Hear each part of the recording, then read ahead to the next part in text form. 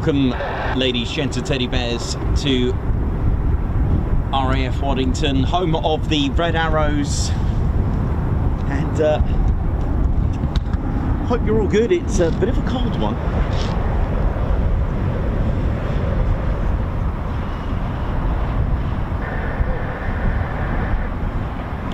And just had to wait for the Wave car park to open so we can get in. We are aware we've had 4 Red Arrows up already.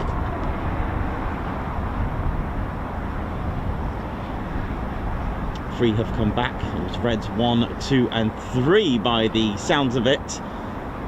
So the 2 new... Oh, here we go.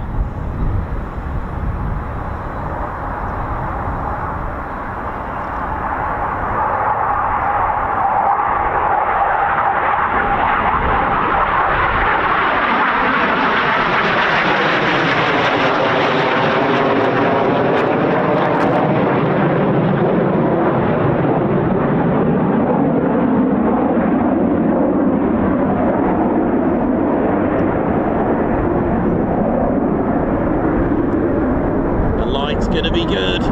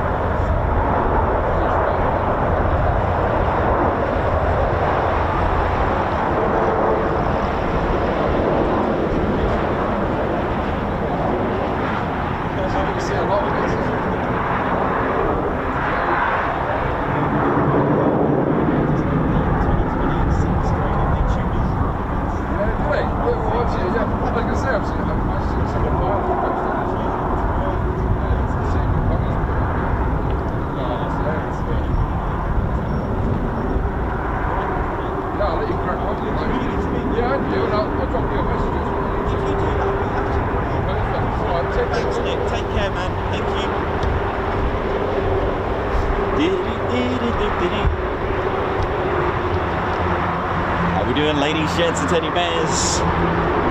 Hope you're all good and well. Welcome to the show, and big shout out to all the security forces, by the way, and the RAF Police and Lincolnshire Police. Big shout out to all of those keeping us safe, keeping us secure, and well, big shout out to all of you RAF Waddington Police. How you doing? Good to speak to you earlier. My goodness me, I tell you what, I might have frozen focus button syndrome again today. It's going to be a bit of an interesting one.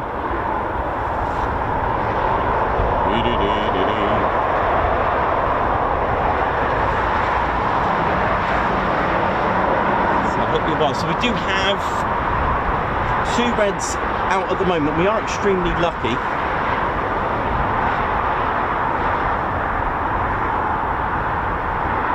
to have another sortie, which would be quite nice. I'm just going to check. I'm not sure if we've got something else taking off down the end. Let's have a little look.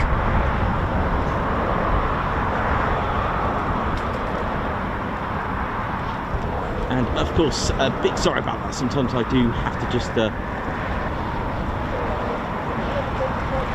a chat with locals. And yeah, a big. Can I just do a big shout out to the crew of the Wave car park and the burger van. A big shout out to both of them today for keeping us fed and watered. So a big shout out to them.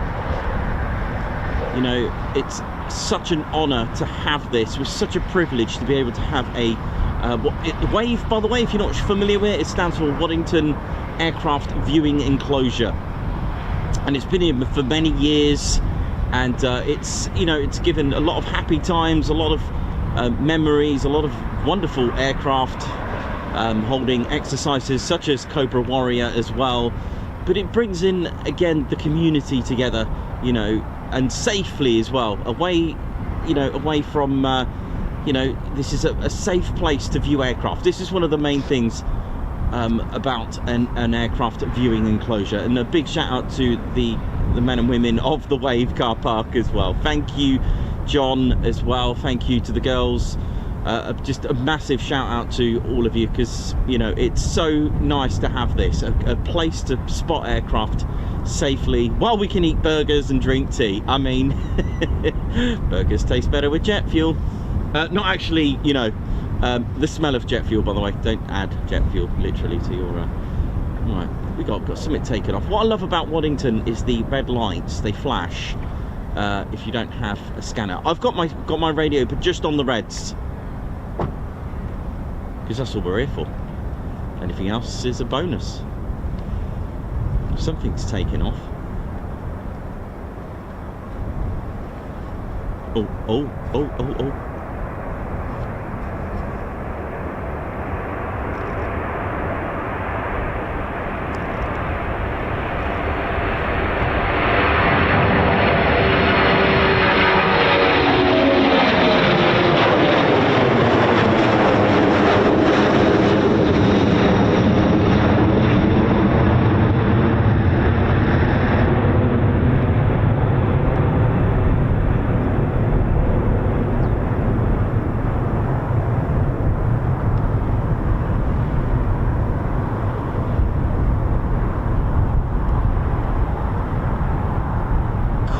Send it, rivet joint. That's how you do it.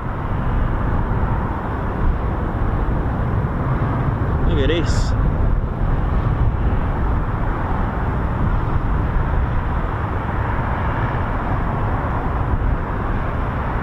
See ya. Woo! Send it, rivet joint. So a big shout out to everyone at RAF Waddington. And I'll tell you what, it's got so much history, and it dates back all the way to 1916 as well. And it's a home of many firsts. Home of the Manchester, the home. And when I mean home, I'm talking about the first ever time they were operational. The Manchester, the Avro Lancaster, the Avro Vulcan. In fact, it's had a bit of an Avro theme here at Waddington. The Vulcans took part as well in the Black Buck raid. These were Vulcans from Waddington. Nah, it is. Goodness me, it's got a bit of a breeze here, so good chill it.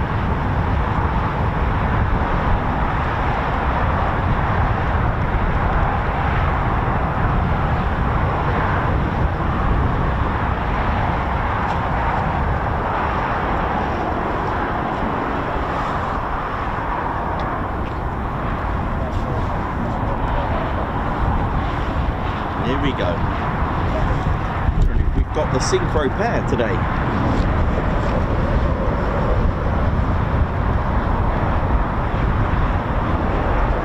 So if you just joined us, don't forget to hit the like button and do subscribe to your one and only Ted Coningsby. You've been cleared. Smoke on, go on the like button. Let's get those views up there now.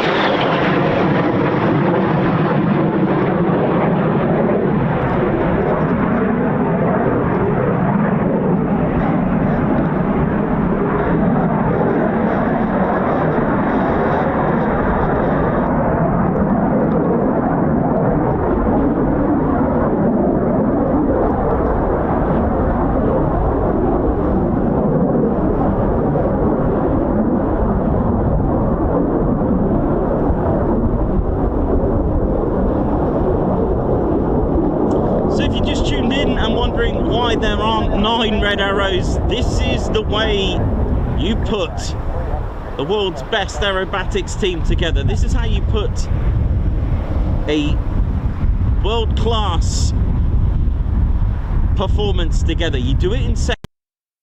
You do it over and over again. You put it all together. You'll have a singleton.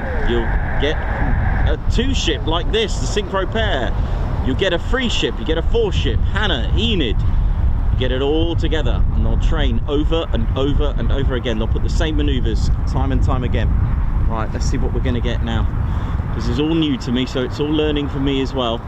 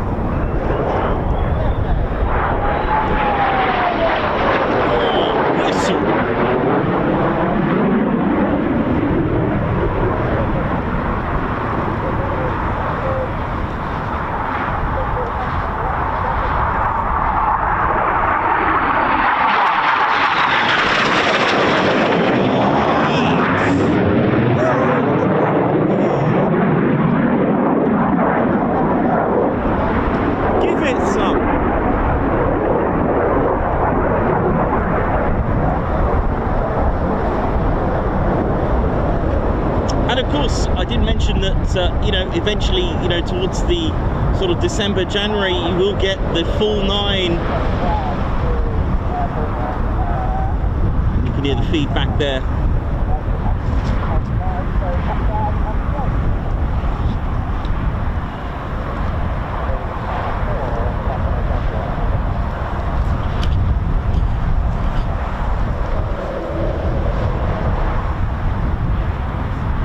Hope you're all enjoying this. It's got a bit of a chill.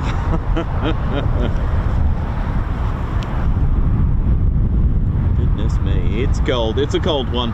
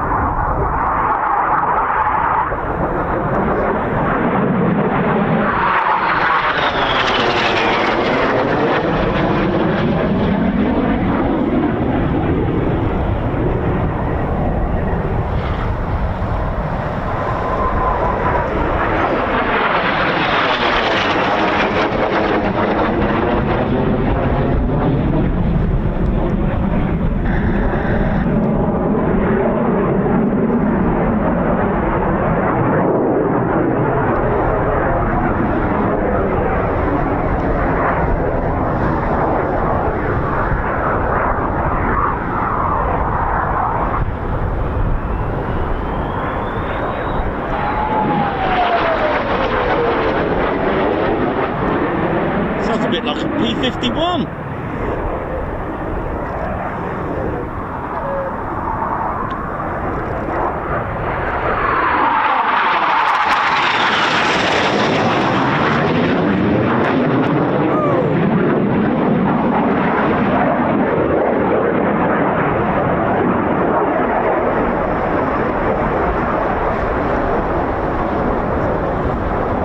Give me 1 second. I just got to sort my fingers out. They are frozen solid. 1 second.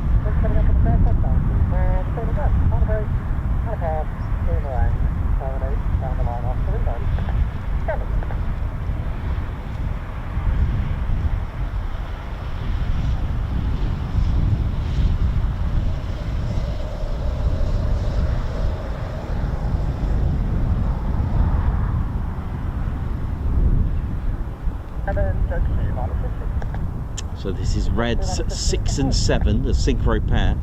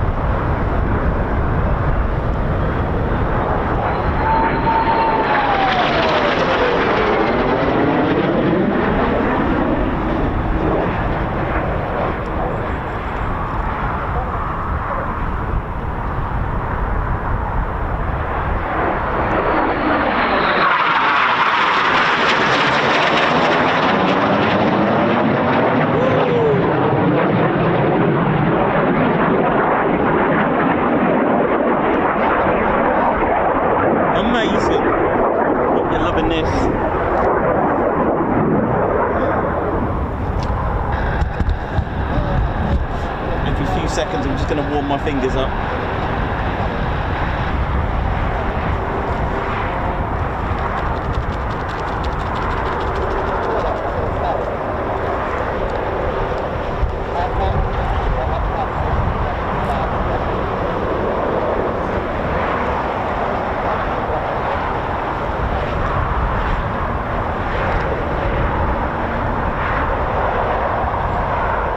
Definitely a burger day today. Oh yeah.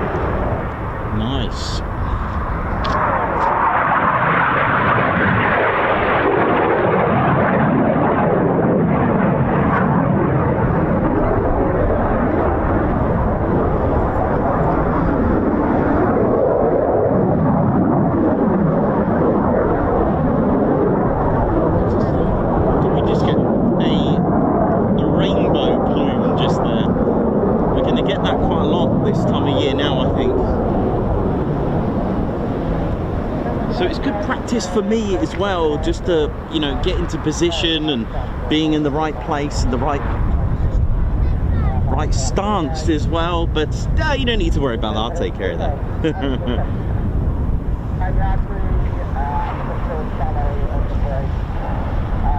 You can hear them giving themselves feedback as well.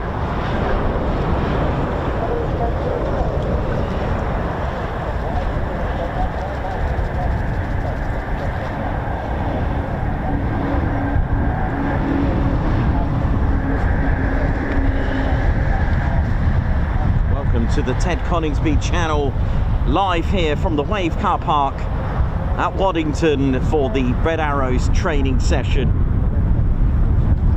for 2026.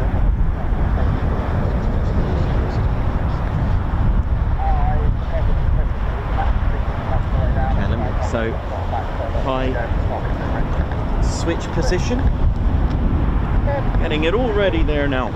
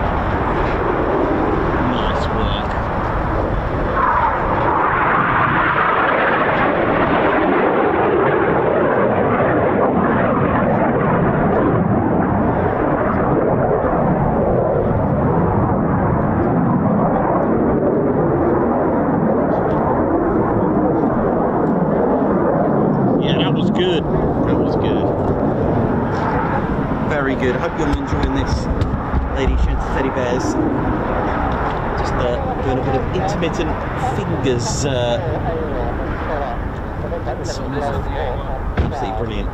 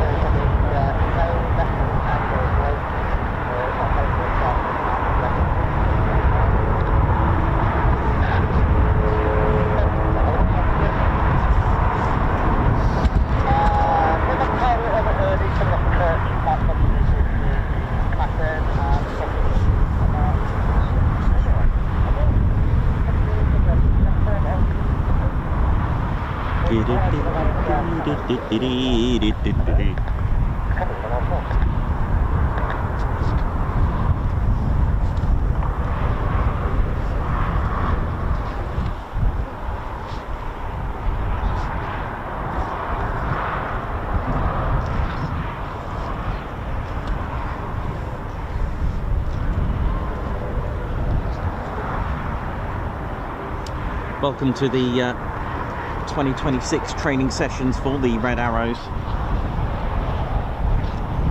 And just like the leader, Red 1, there is also a synchro leader as well. You can hear all the feedback. Here we go.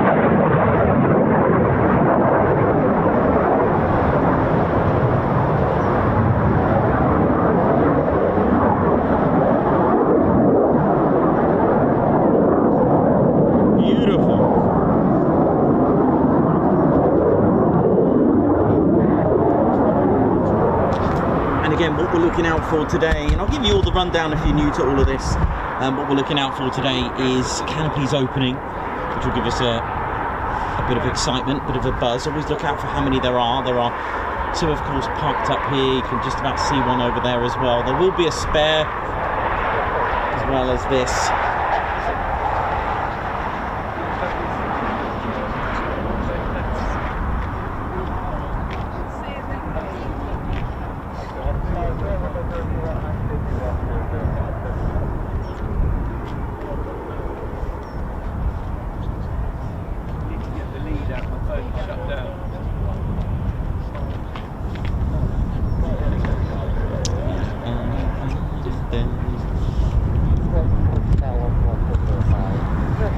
we'll do our best to bring you weekly updates on the Red Arrows like we've done in previous years, although we've got better and better at it now. Right, here comes the synchro pair. I think this is their final, that was their, could have been their final practice there for that sortie. Here they come now, they're probably on to the break.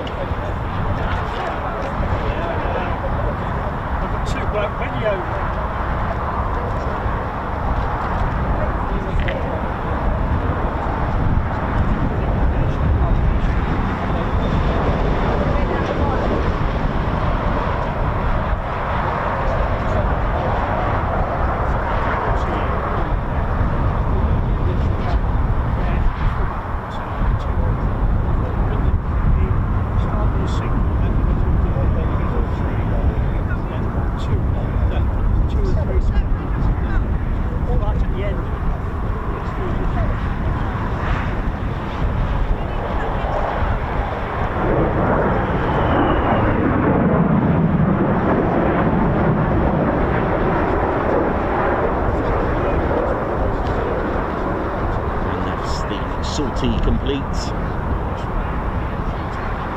It will be lots of tea today, I think, with this type of weather. We just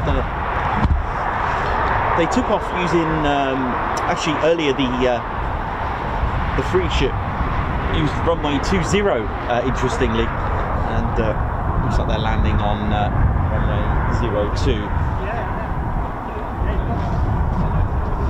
Well, it's quite nice to just go straight into the action at times, so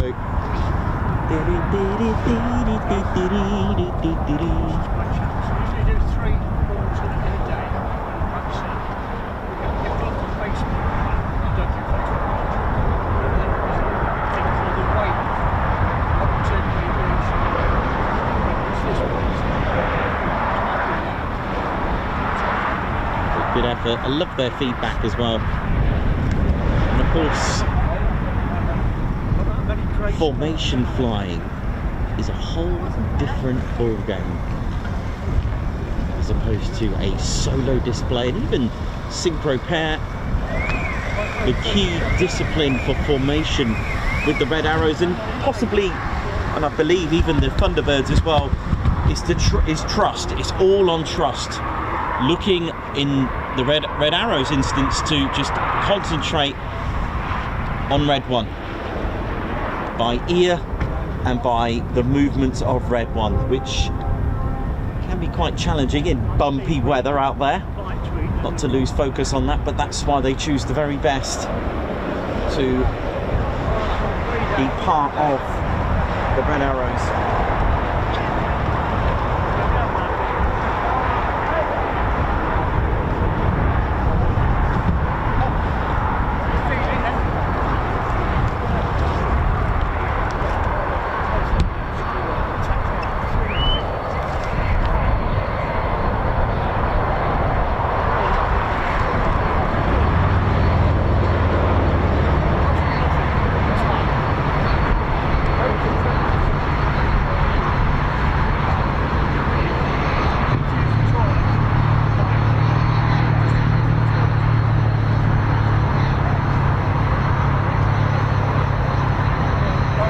Beautiful aircraft, and was in service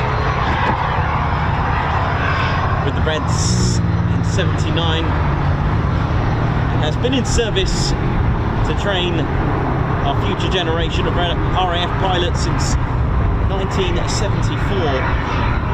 This is the Hawk Mark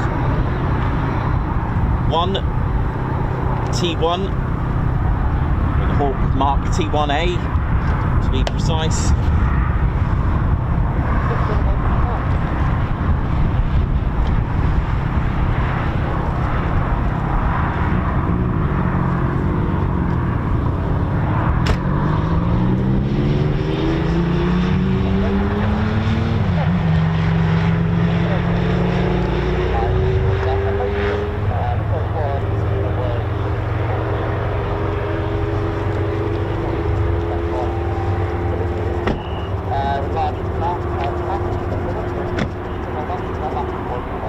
Beautiful. What a good start to the morning. Welcome to the Coningsby channel.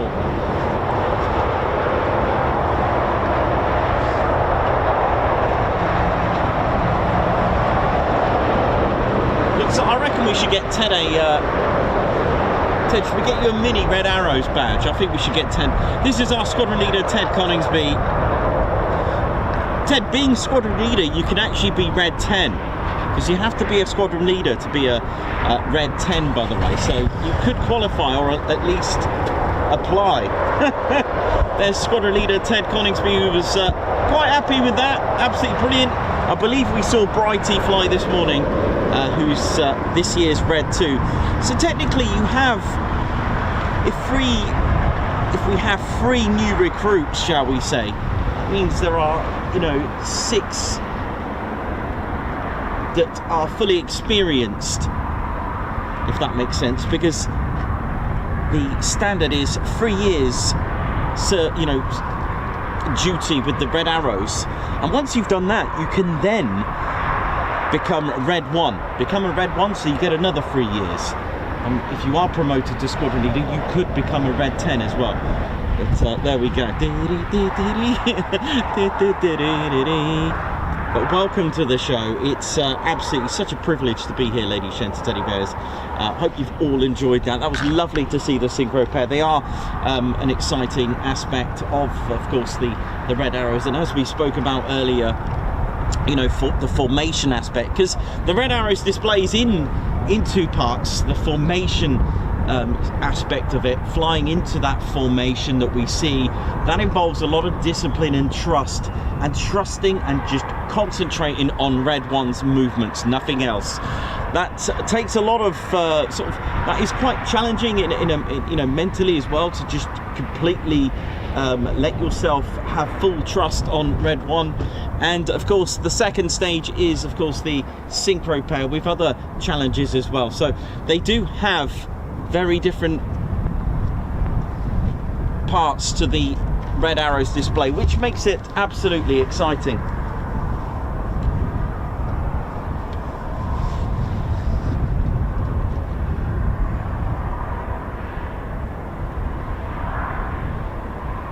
Welcome to the show, Ali Leyland. How are you doing? Paul Carey, how you doing as well?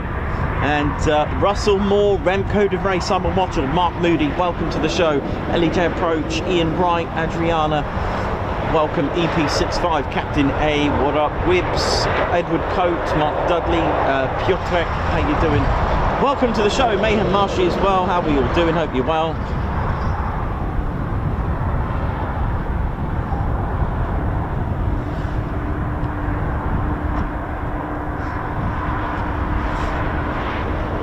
Hope we're well and good. AJ Rylance, how you doing? Good to see you all on here. Hope you're all good.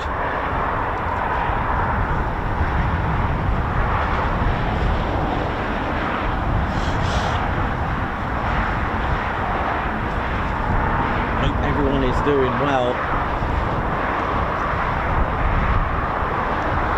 My name's Nikos. I'm your cameraman, historian and commentator. I'll do my best to get you as much history as well, and talk to you a little bit about the Red Arrows and answer any questions that you got about the Red Arrows, anything that you've got regarding the Red Arrows. In the meantime, how are we all doing? Sorry about the light, that is quite crazy light, isn't it? That is not a lot I can do at this stage. It's that sort of the winter sun getting quite deep.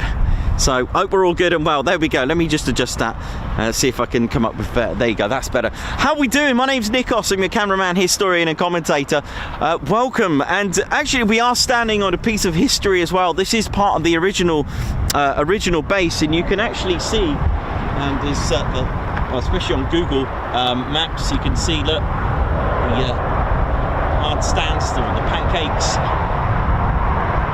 spreads out, and there was quite a bit of history as well over here, a bit of history and a bit of connection not only to the Falklands with the Vulcan that was here, but over this side, over here where the fire rescue crew is, was where they had the captured Oerlikon and the Skylark, the Swiss Oerlikon, and the 35mm anti-aircraft cannon from the Falklands that was captured. It was brought over here and formed a regiment as well. So there's quite a lot of history, and like I said, it dates back to 1916 as well, but we'll talk about that a little bit later on as we go. Nothing's rehearsed. I just go with it, see what interesting things we can come up with. Goodness me, it's a bit of a chilly one.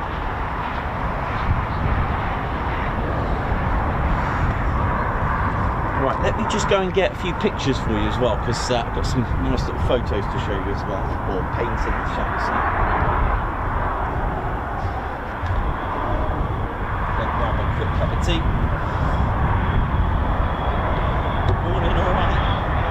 How you doing, okay? Yeah. Oh, nice one, nice one. Cool. Oh.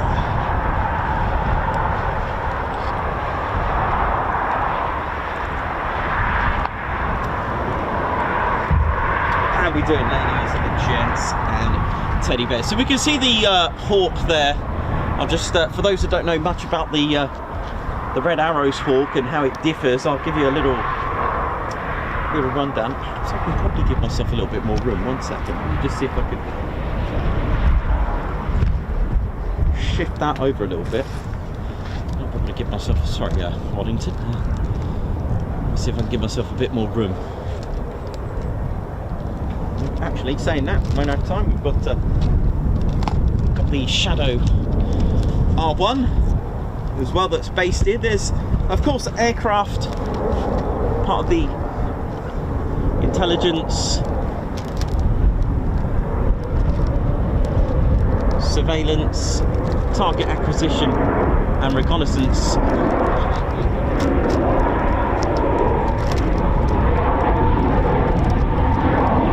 My favourite engines is on this, the PT6.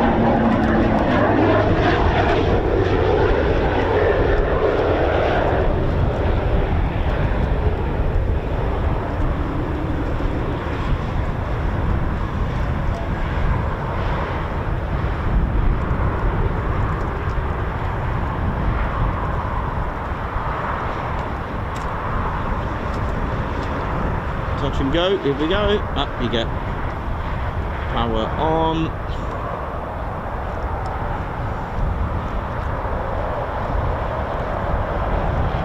There we go, beautiful. Woo.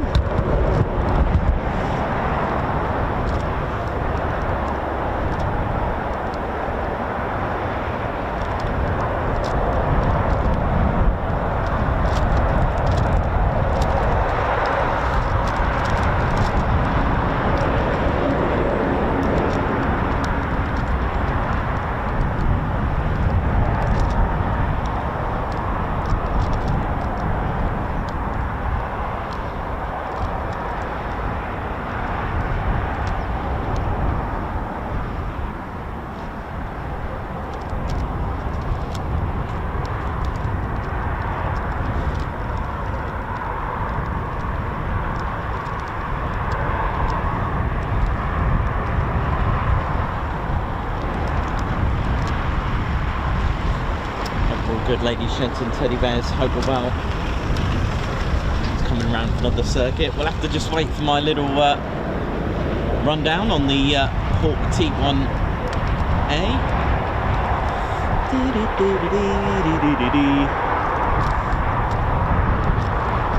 The Hawks, introduced in '76. It was manufactured in and took its first flight on the 21st of August 1974 as well, but I'll give you a rundown. These are not the ones at RAF Valley or RAF Leeming. The ones at RAF Valley are a T2, and the ones at RAF Leeming are technically a T2, but the designation is a Mark 167 to the Qatari Emirai Air Force Advanced Training Aircraft. Right.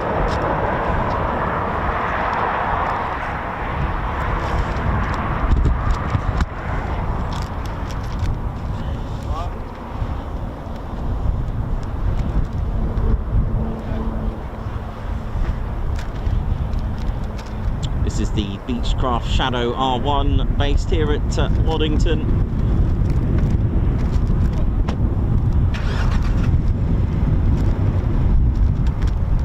also based here is the rivet joint and the protector.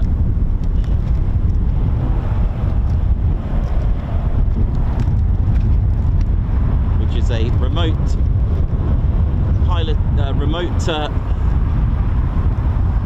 piloted aircraft.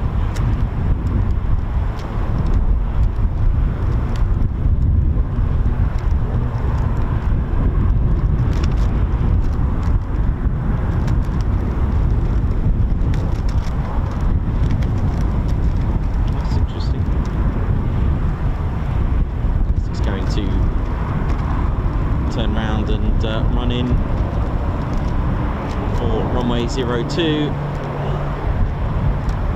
Gear down, probably is actually, yeah.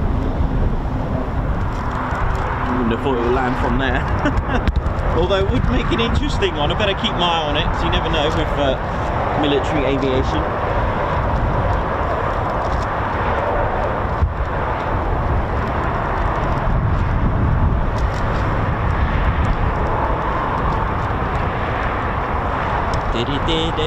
So there's our Hawk, manufactured in 74, took its maiden flight 21st of August 1974 and was introduced in 76. The Red Arrows were functioning, actually I'll go and get one, it's the Fallen Nat, the legendary Fallen Nat, again a classic advanced trainer. And this is the Hawk T1A. They chose the T1A so that they can add the smoke pod, as you can fit a 30mm Aiden cannon.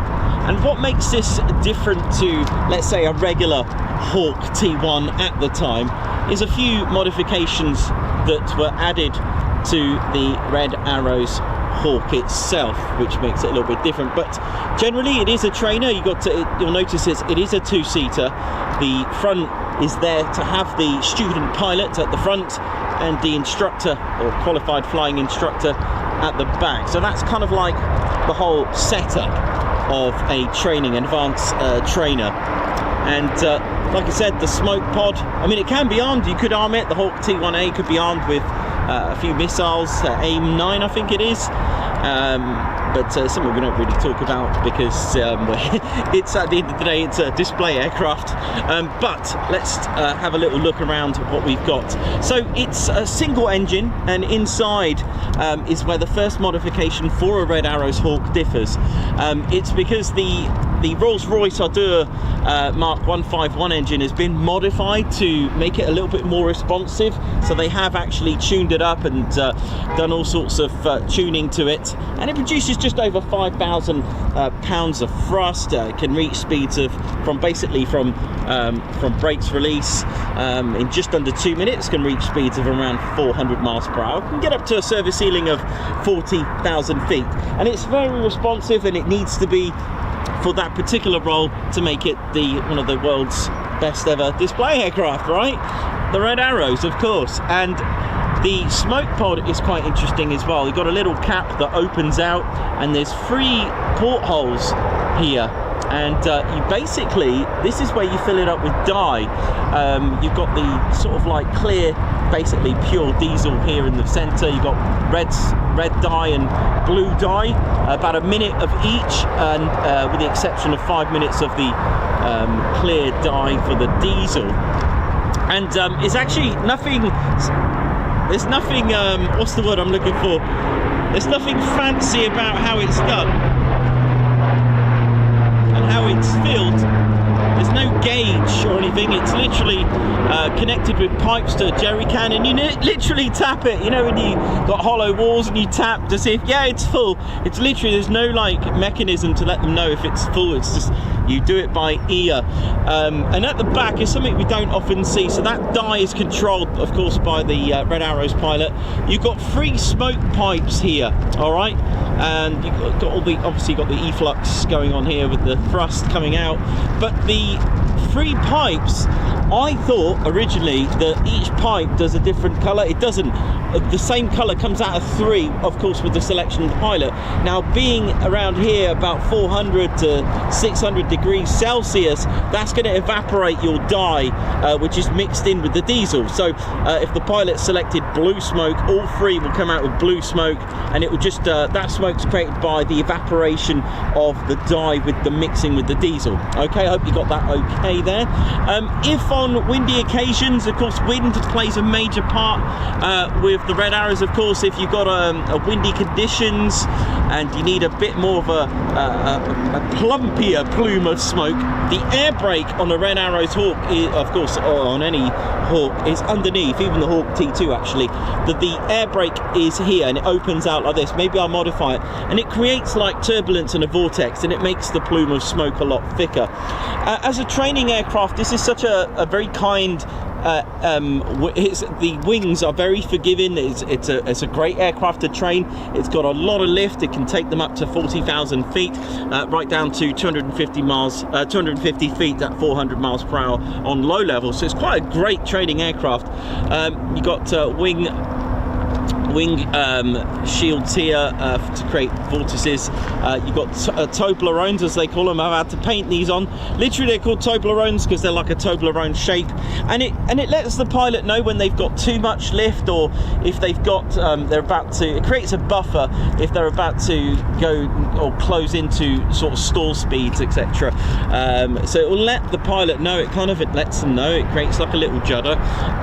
So yeah, there you go. There's our Red Arrows Hawk there. Hope you like that one there, and if you've got any questions, do let me know. I think that's everything I can think of at this stage for now. In a moment, I'll go and get you the Follen Nat, the original aircraft that the Red Arrows used from, I think, their first displays from 64, 65.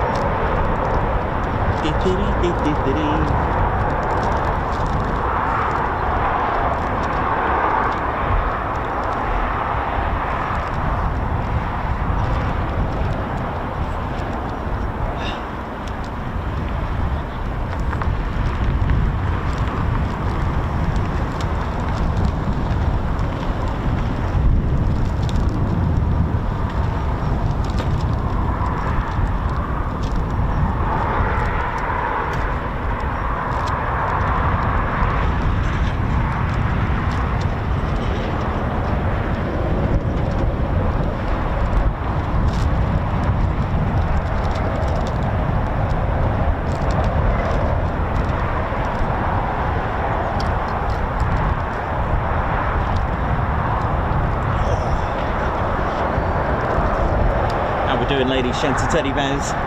Hope we're all good and well. Welcome to the show. And I was a bit worried when the first 3 went out and we couldn't get in the car park, unfortunately, but we were treated to see the synchro pair, so that's kind of nice. So I felt bad because obviously there is a bit of a wait. You do get around well, actually, if you count the first sortie there, so we've had 2 sorties for the morning, which was quite good. So they can go up about 3 times a day, but sometimes you can get a 4th one. So we had 2 in the morning already, so that was quite good.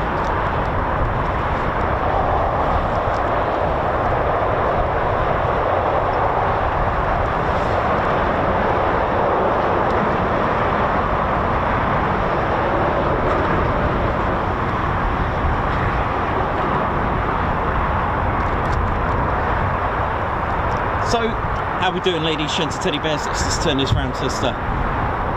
So yes, actually, before I do that, let me get everything I need. It's so cold at the moment, but let me get everything I need. It's got some very fascinating photos, well, pictures to show you.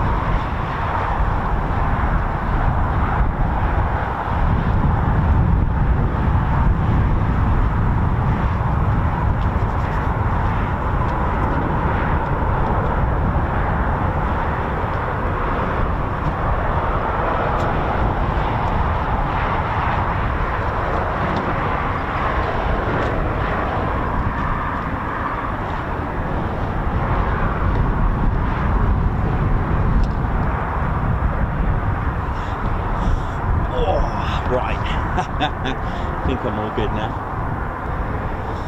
Whew. How we doing, ladies, gents, and teddy bears? Hope we're all good. And welcome to RAF Waddington. Now, formation flying. What is that? Hang on a minute. Wait a minute. Hang on.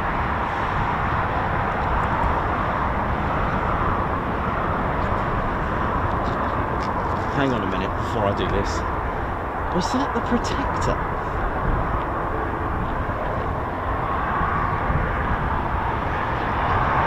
Hang on a minute. Just one sec before I go into detail.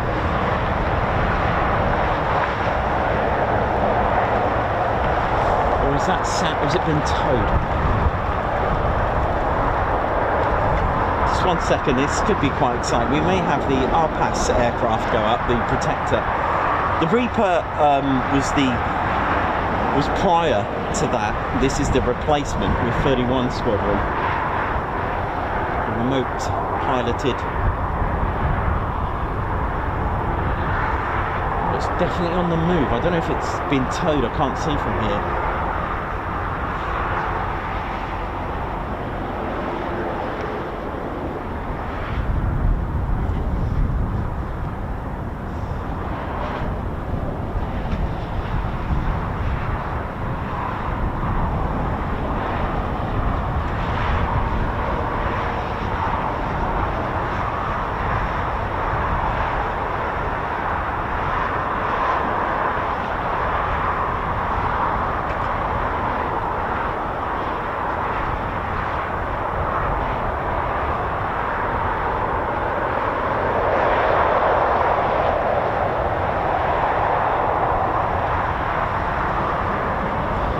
Before I give you the history,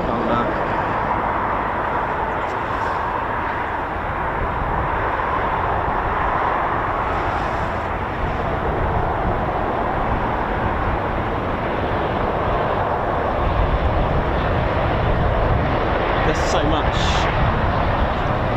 much to talk about. Even the engine, I'll give you a full rundown on the Pratt & Whitney PT6 gas turbine, free reverse flow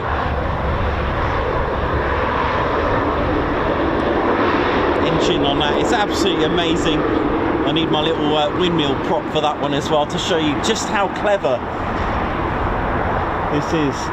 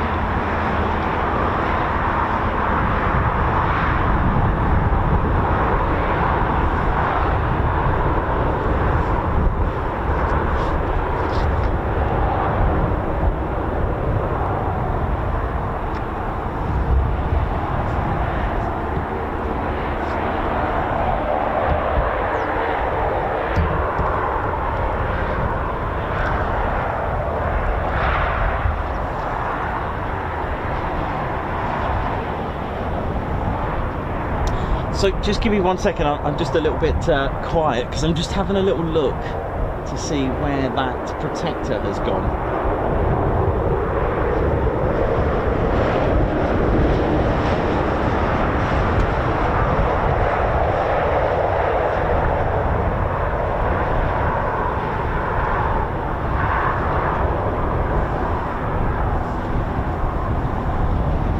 Oh yeah, I'm looking forward to TIAP, definitely, mate. Looking forward to that.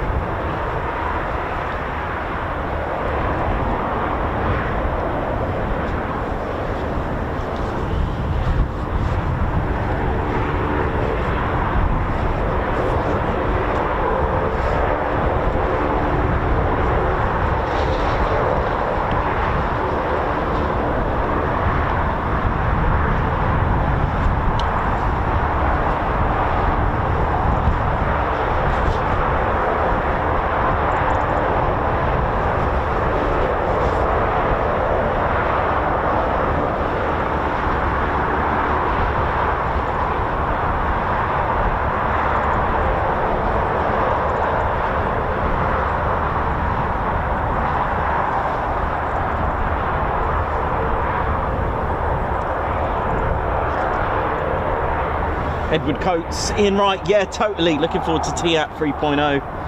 Oh, yes.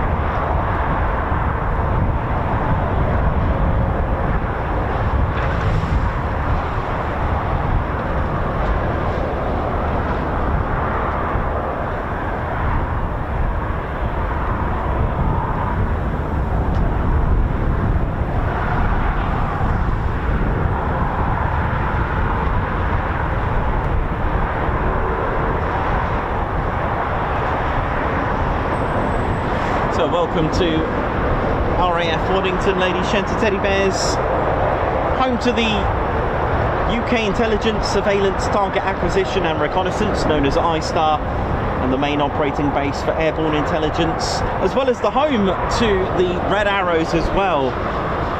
And we've got a range of squadrons here, and a range of aircraft. So aircraft-wise, and just quickly, a big shout out to the All Rolls 54 Signals Unit, the Voluntary Band, the Air Battle Space Training Centre. It's also home to the Air and Space Warfare Centre as well as the Display Air Wing. If you're not familiar with the Air Wing, the Display Air Wing, this was established in 2023, and it's part of the Combat Air Force under Number 1 Group. And the mission really is to generate, command and control the RAF display assets. Now this would include the Royal Air Force Aerobatics team, the Red Arrows, Battle of Britain Memorial Flight, the Red Arrows, the RAF Falcons, the Typhoon display team. So all our Royal Air Force display teams, this is where the wing is. It's right here, and it establishes the command for it and controls the assets as well. So it's like a HQ. And they have a Hawk T1 camo, the Red Arrows elements are all based here at Waddington, and of course the BBMF and the and Coningsby elements of the Typhoon display team, all under the command of one group with the Display Air Wing here at Waddington.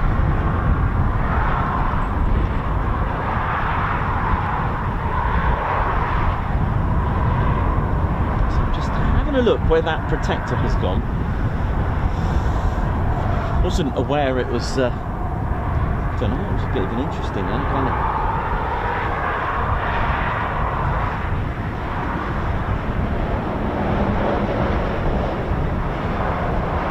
So the Reaper, the MQ-9A, the remotely piloted air system, so it's abbreviated as RPAS, RPAS, that's more like an acronym now, isn't it? And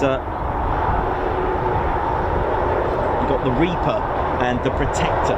All right, so the Reaper is being replaced by the Protector, I believe. But the Reaper, and that's flown with number 13 Squadron. We've got the Shadow R1 that we just seen, the Beechcraft Shadow R1, that flies with 14 and 54 Squadron here, and it's the operational conversion unit for ISTAR operations. So for the Beechcraft Shadow, the rivet and the rivet joint as well. You've got the rivet joint then leading onto the rivet joint, that is flown by Goose, that's right, the 51 Squadron and of course 54 Squadron, and indeed the Hawk T1 based here for the Red Arrows as well.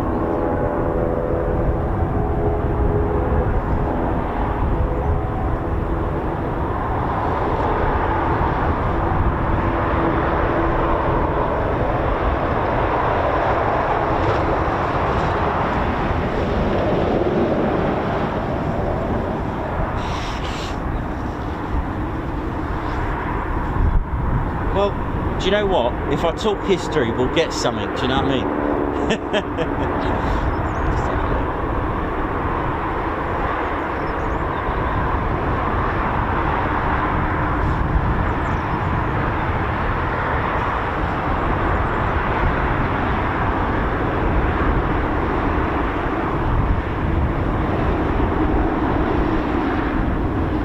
and of course the Protector, another RPAS aircraft, remotely piloted air system, and that's flown by 31 Squadron here at Waddington as well.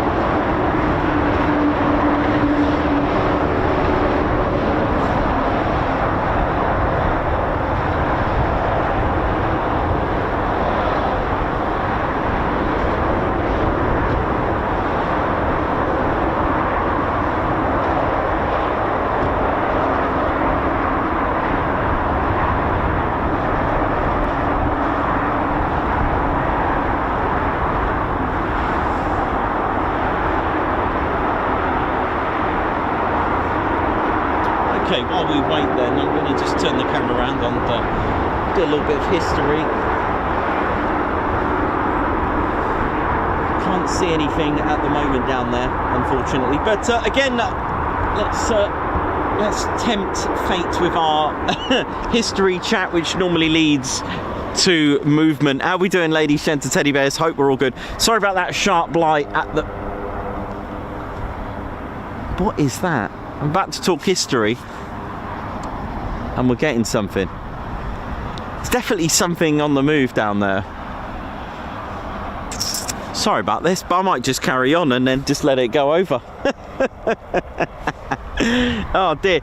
But I hope you're all good and well, and yeah, I was having a little read about the Red Arrows this morning, just having a little catch up, really, just going back in time and just traveling back in time and reading some old books, and an amazing I think it was published in early 90s, this book, some amazing facts and just things that, you know, that may sort of you know, just something that you don't think about that often. And it was amazing to read, you know, just what the Reds have to go through and qualifications to even attempt to apply for the Red Arrows. It was quite amazing, and I was learning a little bit more about the trust side of things as well, the discipline side of things, and just actually getting to grips with understanding that where their reference point is between that trailing edge, between the elevator and the wing, almost forms like a triangle. Really amazing, and everything about the Red Arrows is precision, even that millimeter perfect of the parking,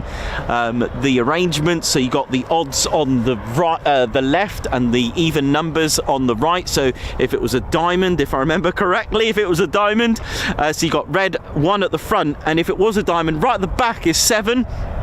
And to the right of red 1 will be 2, and then to the right of 2 will be 4. Does that make sense? So to the left of red 1 is 3, and then to the right left of 3 is 5, and then you're left with 8 and 9. So 8 on the right and 9 just to the I've really messed that up, haven't I? 8 to the left and 9 to the right. So odds on the right. No, I've done it wrong again. Evens on the right, odds on the left. That's it. That's what I was trying to get at. So if it was a diamond, there goes my really bad diamond. So 7 would be at the back, actually, and then 1 at the front, if I remember correctly. I could just go and get the book and cheat, but you know, I'm just trying to. That's the way you learn. You got to try and memorize it. So you got 1. So to the right will be 2, and then 4, and then to the left of red 1. Sorry if you tuned in, Red Arrow. Sorry about that. So if you tuned in, so to the left of red 1 will be 3, and then 5. Okay, hope that makes sense. And then you'll have 9 and then 8 on the... Yeah, I got it. I finally got it. I'll tell you what, it's just a good excuse for another drawing, isn't it? But formation flying has literally been around since aviation itself. It's quite spectacular to understand that, and the whole point of the evolution of military aviation, and then you find out strategy. Yesterday I spoke about the kind of like the war and between a pioneer and an innovator of aviation, and that was of course not only Wilbur and Orville Wright, the Wright brothers, but also Glenn Curtiss, who was also leading leading and been influenced. And from that, this is where Handley Page and the Short brothers were inspired by flight as well. Everyone else was getting inspired, but that kind of battle between Glenn Curtis and the Wright brothers kind of gives you an idea of how serious and how important it was to not lose focus and to keep focused no matter what the odds are. So Glenn Curtis was pretty much stuck in the dumps with legal battles with the Wright brothers, but the Wright brothers' focus on the legal side of things put them off and sent them on a different direction, whereas Glenn Curtis was finding ways to innovate and pioneer and get that going. So it's quite interesting. But yet, if that's the early stages of getting airborne as a manned, basically for me, aviation is putting a human being on a mechanism and getting it flying, but controlling it. So once you've done that, and once you start going into the aerial combat side of things, whether it be ground attack or reconnaissance, because that was the very first style of military association with aviation. That sounds pretty cool, doesn't it? The association with aviation. Like I said, the early parts of the First World War would be biplanes and going past each other, and then they realized that that they were actually the opposing side, so they were like, oh, you're the enemy, but they were reconnaissance biplanes. So the next time, one thought it would be a good idea to take a shotgun or a rifle, and I've seen pictures depicting this. It's quite amazing. And then of course, if you're in a war and you've got really bad weather but you need to get aircraft up quickly, formation flying, and we see the Red Arrows and other display teams that are aerobatics teams will try to get as many aircraft up, and if you've got really bad cloud cover, it's a great way to get a number of aircraft quickly. That's where it descends from, believe it or not. But formation flying, like I said, has been literally around since aviation itself. Even on the battlefield, the importance of formation flying has been taking place since, let's say, World War I, and taking off in formation again in a very effective way. If you were a bomber, heavily armed, let's take a B-17, and I've mentioned this on a number of occasions, that the B-17s, with the amount of guns that they had, if you were to stick together, you got to understand, like, what, 10 to 13 guns, of course, not all of them pointing at the back if they were water jets. I said that if you were an attacking aircraft, if they were water jets, it would be impossible not to get wet. So as a defensive structure, as a hub and a network of bombers, formation was basically priceless in that respect as well. But from the very first air show at Reims in France in 1909 to the first RAF pageant with 32 Squadron, which was held in 1920, the history of formation flying and air shows, over 116 years, and in 1925 the pageant became known as the Royal Air Force Display, and that was held at RAF Hendon. Now the first of them displays was staged in 1920 and the last in 1937. Now in the following year the Munich crisis happened, and rearmament and gathering was gathering.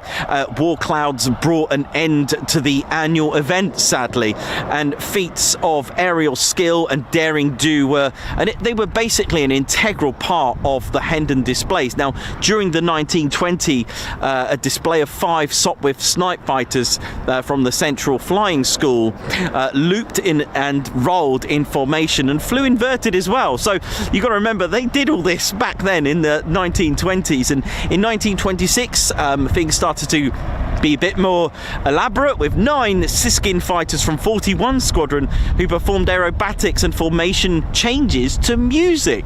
So just when we think that music and aerobatics or displays and demos are a modern thing, they actually weren't. We're talking about 1920s, man.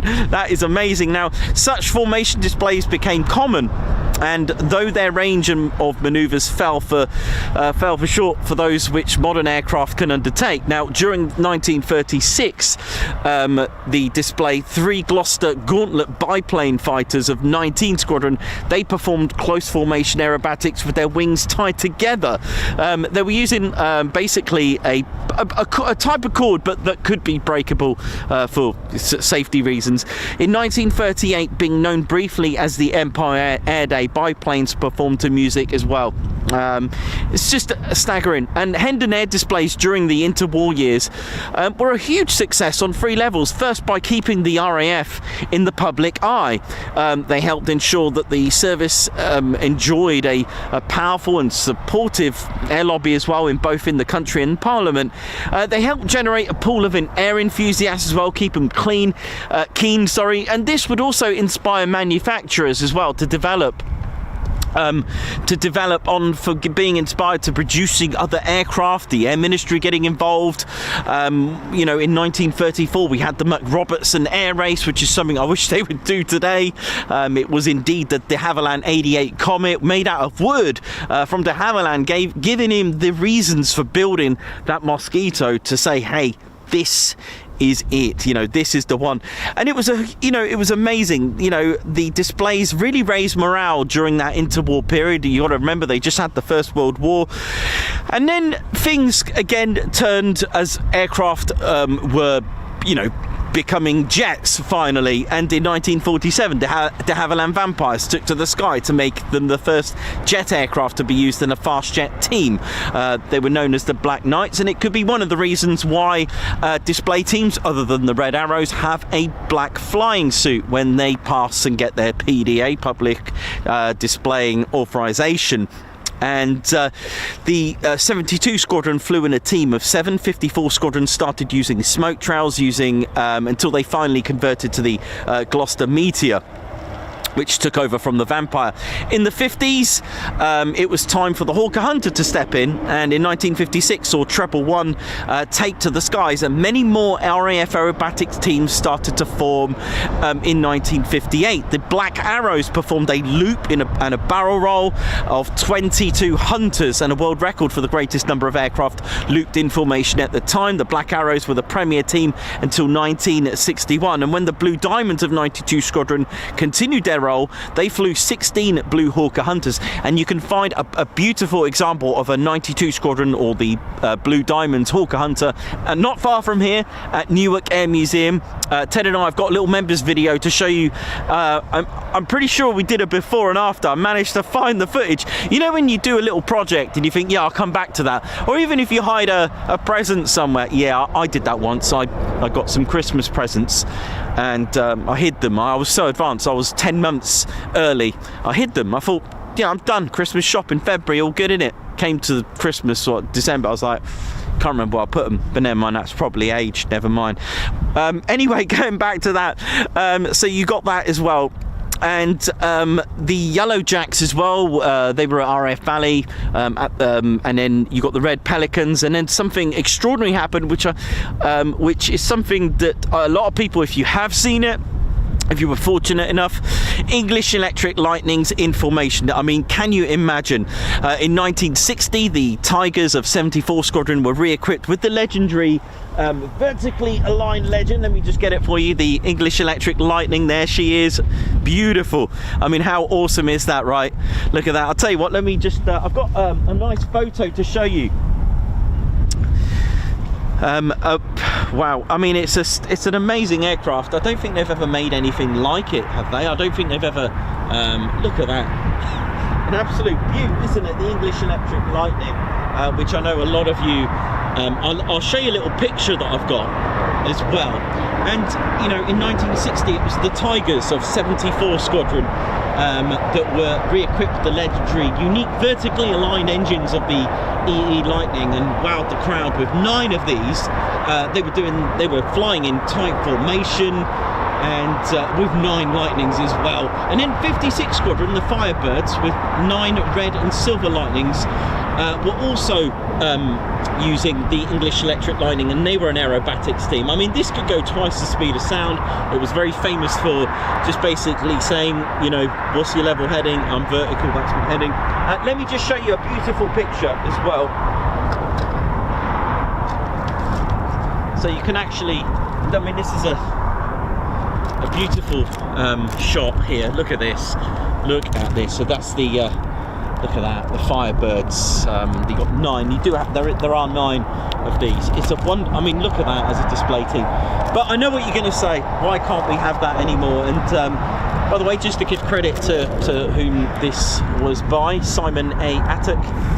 By the way, it's not, of course, not my work of art, but if you like to buy more of these, I'm not associated with this person or anything. It's not a promotion, it's just the fact that it'd be nice for me just to show you if you are interested in getting these as well. Is that what I think it is? It is! It's the arm. Oh my goodness me, look at this!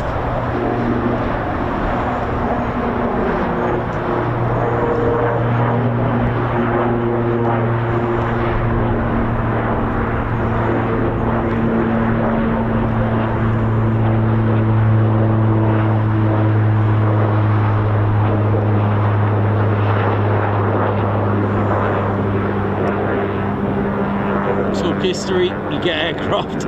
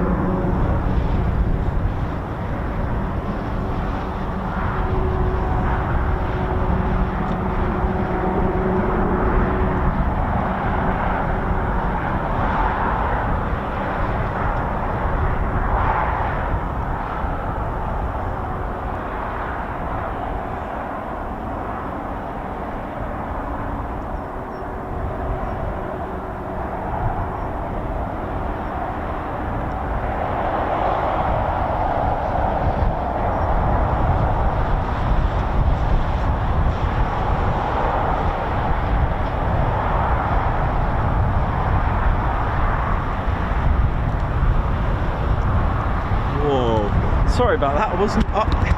I did say I thought I could hear it, but give me 1 second, I just need to make one adjustment on my tripod a minute. Sorry, 1 sec, I just needed, because it was a bit windy. There we go. Right, let me get back to that.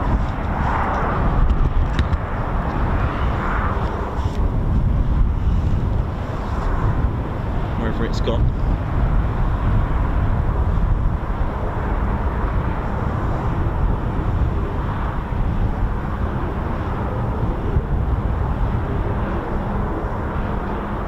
Surprisingly quiet as well, isn't it, really?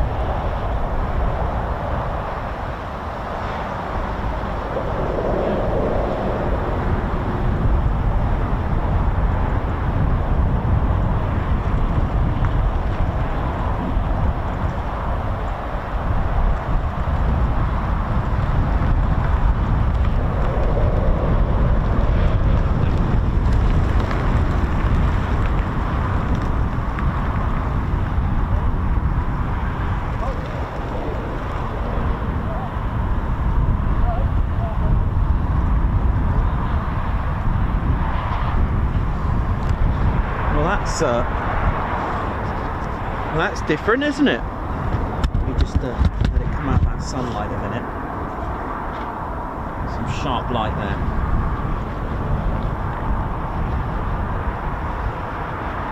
And that is the That's the Protector.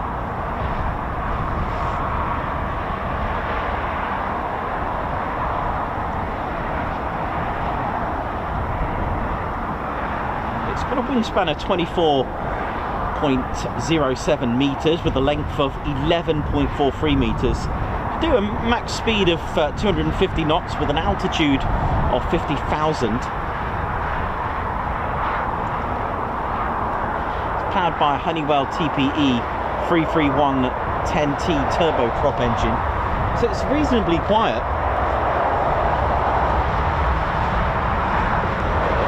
Just might be able to catch it in the distance landing at 02. Let me see.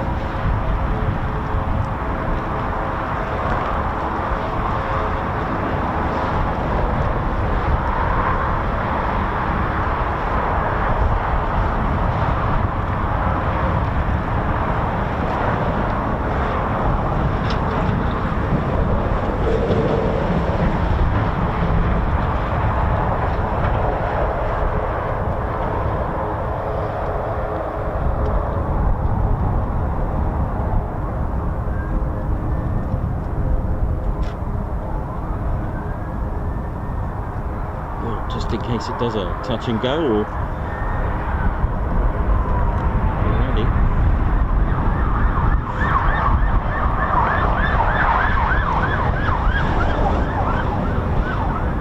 Pretty cool to see though, isn't it?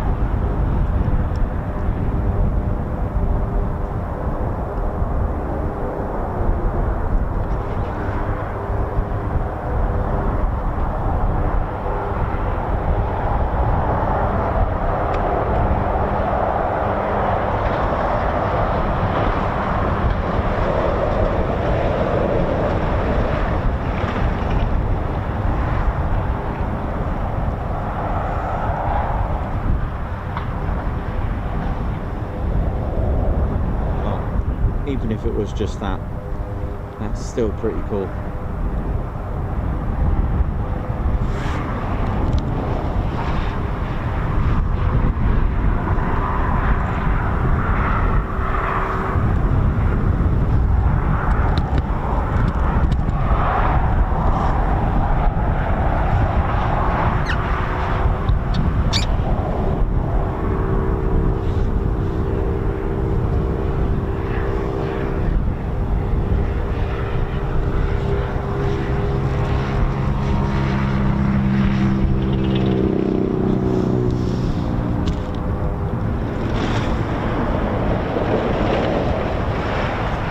So that was quite interesting to see. So following on from that, with our history of the formation flying, we got as far as the English Electric Lightning. And you know, at the end of the day, I've always said this in all our streams, all you got to do is look how, not only how the Red Arrows train, so if you take that single aspect of the Red Arrows, what you're doing essentially is you're taking away frontline pilots, and then what you've got to do after that, you're then taking away frontline aircraft, so to speak. So, you know, it was literally gonna come to that. You know, it does cost a lot of money to run, it does cost a lot more. You're talking about, you know, ground crew as well. Don't forget about the engineers. There's a good what, 150 or so ground crew as well with that, you know. the engineers that got to go with that. We're talking about a massive team, you know, even a die team, a PR team, everyone that has to take care of the PR, safety, and sorry, 1 second. All right, buddy. You all right? Is that for me? Oh, bless you. Thank you. Yeah. Cheers, buddy. Oh.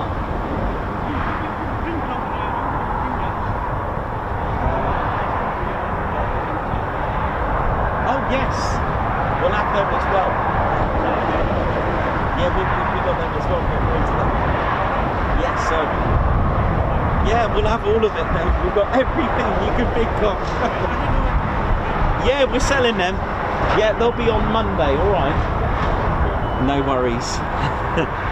So yeah, so the decision was literally going to come to that. There was no way around it. I mean, you've even got the circus team, you've got the engineers, you know, the support team that go with that. There's so much aspect of just, you know, we're not the largest air force in the world. I get that, granted, and you've got to remember the amount of cost, the amount of avionics technicians. There's about 14 of those, weapons technicians, mechanical technicians that go with that.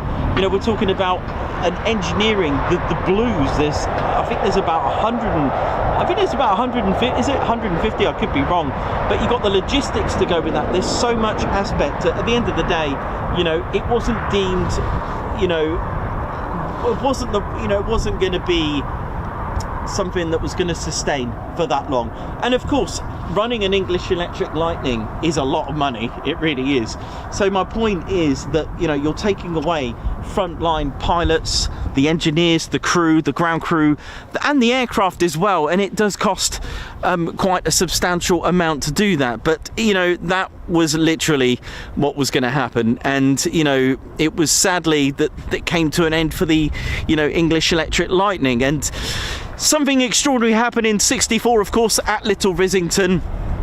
And a decision that was made prior to that decision, of course, the Royal Air Force decided to amalgamate the RAF Aerobatics teams, shall we say, to amalgamate these display teams and have one dedicated and aerobatics team. So they took the name really from the Red Pelicans, who were flying at the time the BAC Jet Provost Mark IVs. They took the Yellow Nat trainers, who were known as the Yellow Jacks. And interestingly, I came across why they had so much yellow. Yellow was used in prototypes during the Second World War, so that the aircraft wouldn't get shot down. So you'd have a Mosquito. There is one. There is a Mosquito that's still in its prototype colours, yellow. They had so much of it, so they used that, and it was Flight Lieutenant Lee Jones's call sign, Yellow Jack. So they took that name and kind of mixed it up, and basically they took the arrows from the black arrows and then they decided to call them the red arrows. And first of all, the red arrows were very briefly yellow, and I'll show you. I'll show you the fallen nat. So they used the fallen nat from the Yellow Jacks. So we usually have a lot more grey skies than blue here in the UK. So here's our fallen nat, and this is what the Yellow Jacks were using at the time. So yellow arrows, not quite, but red does actually look better in greyer sky. So they decided to flip paint and call the red arrows Little Rissington, and they named them the Royal Air Force Aerobatics Team. That was the actual official name, but of course we all know them as the Red Arrows. So so the Red Arrows were very briefly yellow. Okay, so they were called the Royal Air Force Aerobatics Team. Okay, but then they realised that yellow doesn't look that great in grey. So flick of paint to red, and their nickname became the Red Arrows. How cool was that? The wonderful fallen nat as well, a great trainer. And that took right up until 1979, where they switched to, of course, the aircraft that we're seeing today, the Hawk T1A. So that's that. But something that you may not know, they didn't just start with a 9. They were actually a they were actually a 7 ship first of all, so they weren't a 9 until later on. Flight Lieutenant Lee Jones was the team leader with 7 NAT advanced trainers, and their first public display was at Biggin Hill with their increasingly very popular team. They flew as a 9 ship in the mid 1966, and in 1979 they did change it to the Hawk, BAE Hawk T1A. And you know, just remember that the idea of air shows is really quite a few important things. And I have a wonderful question which I have for all display team pilots or solo pilots is, how many of them went to an air show and was inspired to join our Royal Air Force, who are now display pilots? How many Red Arrows pilots when they were kids saw the Red Arrows when they were kids and now are Red Arrows pilots? How many? And that's my point. Air shows are an absolute crucial core for our future generation, and it's not always about the flying as well, because when you go to air shows there's RAF regiment stands, there's catering stands, engineering, armourers, and okay, other aspects of our military as well. You have Royal Marines there, you've got Royal Navy, you've got British Army Air Corps, we see Apaches flying, we see Wildcats. There is so much, and you know, there are children that are just built to be creative, and they can add that in our Air Force, or you know, Army or Royal Navy as an engineer or anything like that. So the whole point is to promote and give an inspiration to our future generation. Hey, and also you don't have to be a child to be inspired. You know, there is all aspects of ages that can join as well. Young adults can join as well, I guess. So there is that aspect of what's that? Oh, cool. Thank you very much, whoever that was. Oh, Joan Young, thank you very much for your order. So yeah, there is that aspect as well. But hey, you're also promoting the Royal Air Force. Okay, so when they fly, they're flying the flag, they're flying our country. It's the country's interests. See, that's just a Red Arrows. And also it promotes our history. You're probably thinking, really? Yes, because they're still going. It's from 1918, still flying and representing the Royal Air Force. Do you know what I mean? So there's so much core, and yet to even attempt to apply, they do take it seriously as a recommendation as well. You have to have, they'll check everything about a pilot that's trying to apply, all the discipline aspects and all the bad stuff as well. As in, when I say that kind of thing, I'm talking about the discipline side of things of flying. You know, the negative sides of it, of a particular recruit, for example. I was reading the book today. Oh, I forgot his name. I'll get it in a moment. But yeah, and you need a minimum 1,500 hours of flying. You need to be classed as being above average. So, you know, you can't just go, yeah, he's all right. No, you got to be that. You know, you got to be that cream of the crop. In fact, Bondi was known as a creamy. I know it sounds weird, but it's a term they use for someone that's amazing, that's way up there, that's got you know, someone that's just absolutely exceptional. And I think he was a qualified flying instructor as well for other aircraft as well. I think it might have been the Tucano, if I remember correctly. But he Red One, so he's already had 3 years. That's squadron leader John Bond, or known as Bondi, as we know, and he joined the Royal Air Force in 2006, and John was selected to be a creamy, a qualified flying instructor on the Tucano, and that was at Linton on Ouse as well. So, you know, he really progressed. He flew the Tucano. He was at Coningsby flying the Typhoon FGR4 with Free Fighter. He's done. He's been at the Falkland Islands. He's been all over mainland Europe, North America, you name it. He's been there. He's born in Essex, by the way, for those that like to know, and was a member of the East Midlands University Air Squadron. Now, that's today. They're at. Believe they fly out of Wittering. So, you know, when you see a Grob Tutor, this is what I like to tell you. When you see a Grob Tutor, that could be a future Bondi. Sorry to use Bondi there, but, you know, this is what I'm saying. You know, you look at University Air Squadrons. We were at Leeming not long ago. That could be a Red Arrows pilot and lead, which is just phenomenal. So, and there's one more. Yes, there's one more key aspect. You need to have completed one operational duty.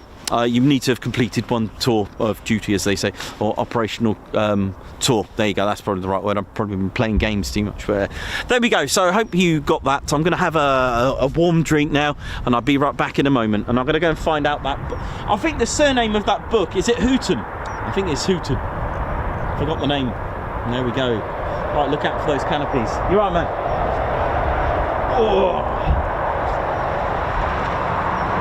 And your brother sent you a message on Facebook. Okay, I'll have a look. Asking about it, so you want to reply to it. Yeah, I'll have a look, mate. Woo! I'll have a look for that. Thanks to the tea, man. Oh.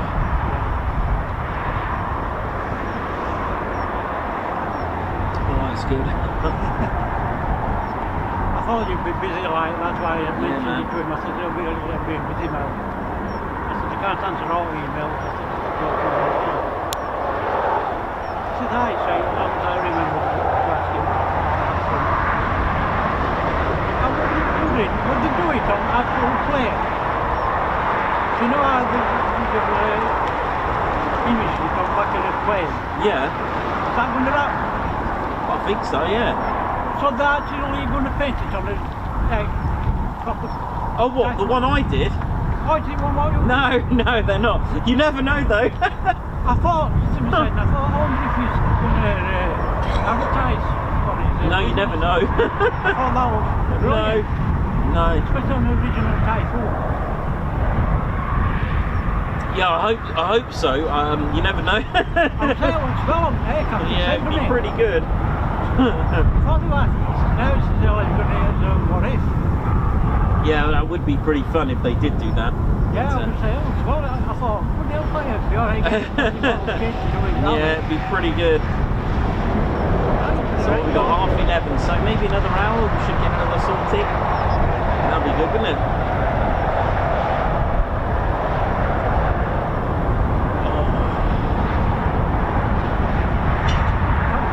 Yeah, yeah, it is. If it wasn't for that wind, it'd be brilliant.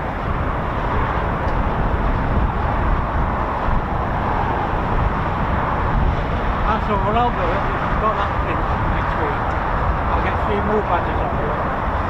Thanks, man. We're going to have, literally, we'll have everything in there. I'll have 4 badges off you. Okay, mate. On that print. Yeah, that would be great. We've literally got the whole thing in there. So, yeah, because we've got our end of year party this Sunday, so we're taking the whole shop there. Yeah. So we'll have literally everything. So weather holds off. Yeah. Traditionally, it's not very good on the Mondays after the show, but we can always break that fashion.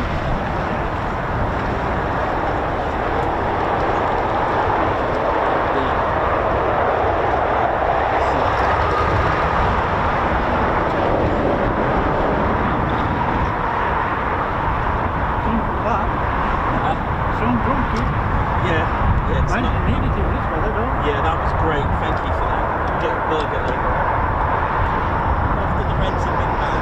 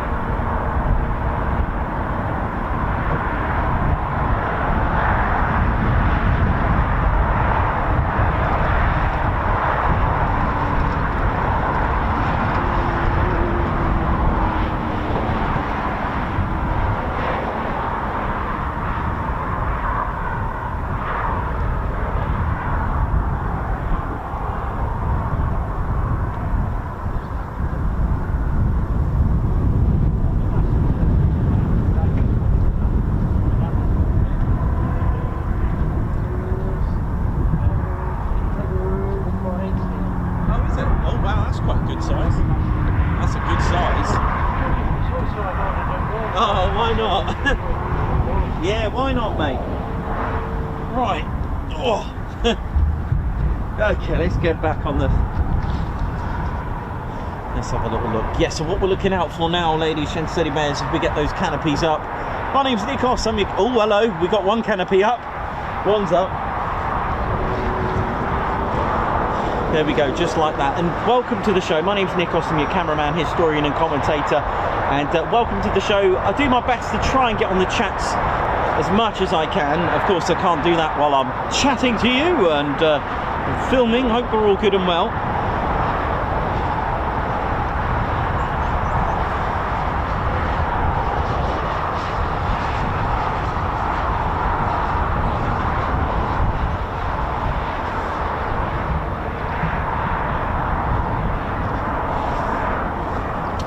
Of course, Ted is a big fan. Ted will have to get a little pin badge of the red arrows actually and put it on his scarf. I think that'd be quite nice because you can get them. That'd be pretty good. I know Claire Bear's got one, so if it goes missing, we know where that's gone. But yeah, we'll have to get Ted, definitely get Ted a pin badge. But Ted's getting a bit excited. Ted, I know, mate, I know. Pretty cool, innit? Gary, thank you very much, and a high five to you. Thank you for joining our fighter squadron. Guards march to you. And Chris Austin, oi oi, thanks Nikos, Claire and Ted for bringing us the best military aviation channel and community. Thanks to all the Spanners for keeping it sweet and neat. Sending all the love to everyone. Let's ride. Oh yeah. Thank you very much, Chris Austin. And a high five to you with another Guards March for gifting the Ted Coningsby membership. We've also got Jenny B as well. Guards March to you. Thanks for the super. Leah, thank you very much for the super chat. Guards March, known as Doc Do Little. Babzar, high five. Thank you for gifting the Ted Coningsby membership. Thank you, Stuart G. Stuart G. Member for 9 months. Another great month of great videos. Thanks, TCS. Thank you, Russell Moore. High five, Guards March. Thank you for joining the Ted Coningsby Squadron. Wind's just picked up. Paul Carey Digitals, thank you very much. Guards March to Paul Carey. Belly Bobcat, Guards March as well. Thanks for the super. Ali Leyland, thank you very much. Looking forward to seeing you as well very soon. Last night at work tonight, then off for a week. Bring on the weekend. Yes, Ali, totally. Brian Acosta, Guards March, thank you very much. What's going on over there? Has it gone back up again?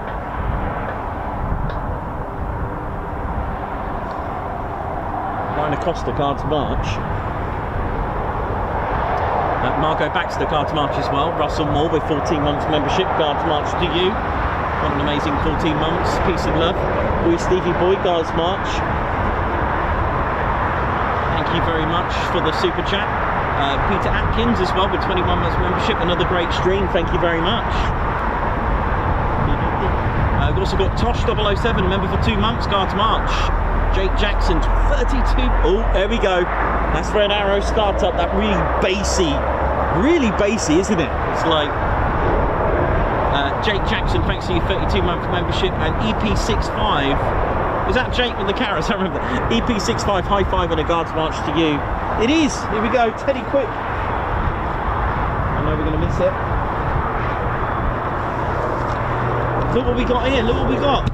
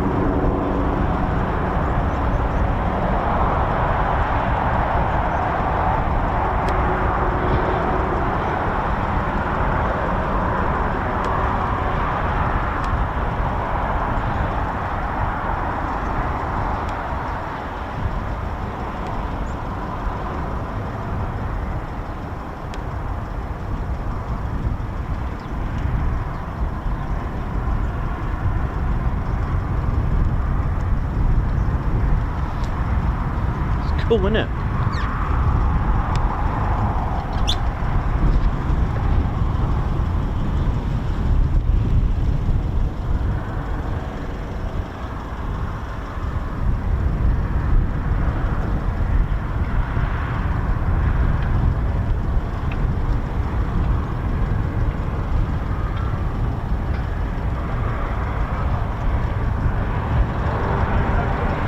Something else behind me as well.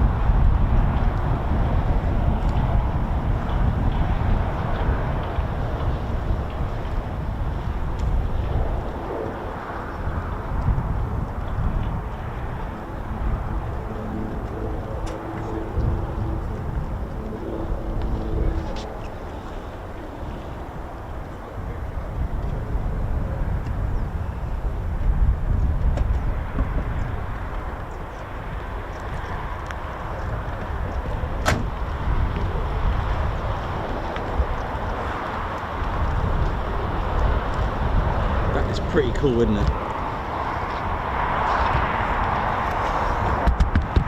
Just let it go into the sun for a little bit. And as soon as it's come out the sun, I'll right, we've got a red arrows that started out.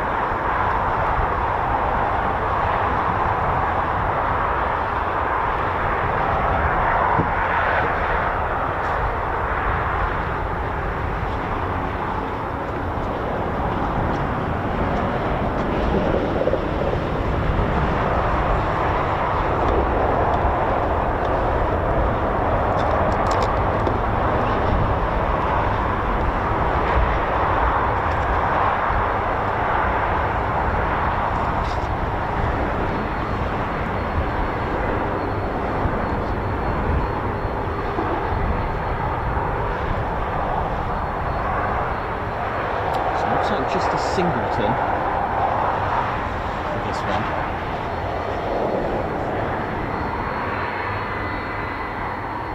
That scarlet red, you got to love that colour.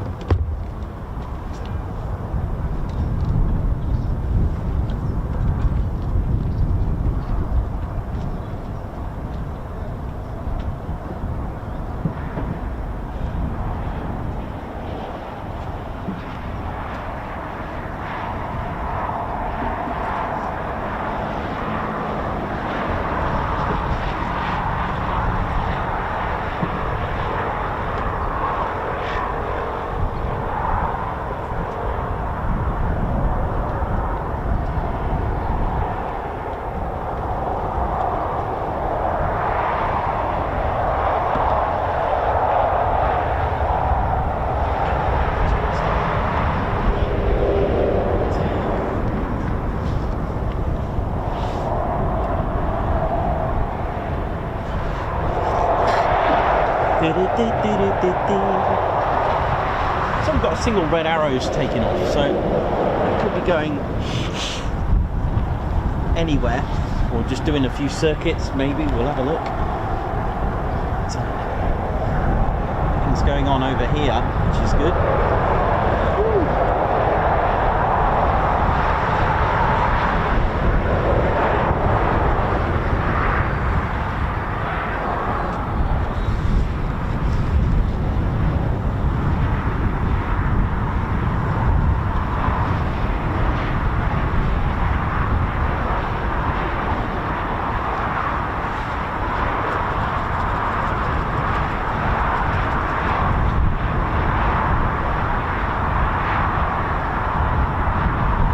So Bobcat 5.2 has just landed again, but it may go up. You never know.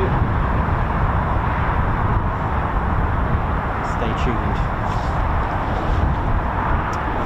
Oh look, this looks good over here though for the Reds. We may get another free ship. May get to see Red 2, which is Flight Lieutenant Matt Brighty, who we all know very well from our shows at Coningsby, so this looks good. Gotta love that. But the current team for 2026 is Wing Commander Adam Collins, officer commanding the Red Arrows, and of course, as mentioned, Red 1 is the team leader, which is Squadron Leader John Bond, and new to the Red Arrows this year is Flight Lieutenant Matt Brighty, who's just started his season. It was only announced just a few weeks ago, and who was of course 2023 RAF Typhoon display pilot. He's done some wonderful fly pasts as well. He's even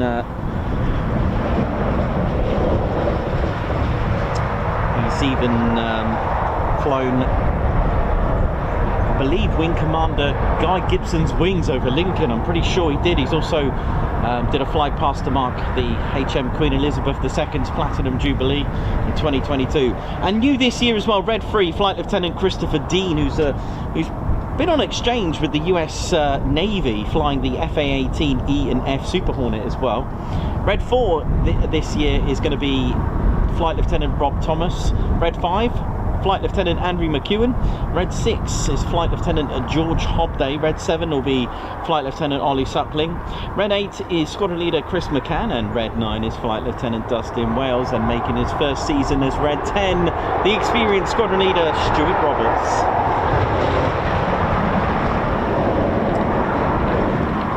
Oh yeah. You never know. One day I may even have to commentate for the Reds. I doubt that. That would be pretty cool. No, they've been absolutely amazing this year, haven't they? But here we go. Single Red Arrow just about to take off.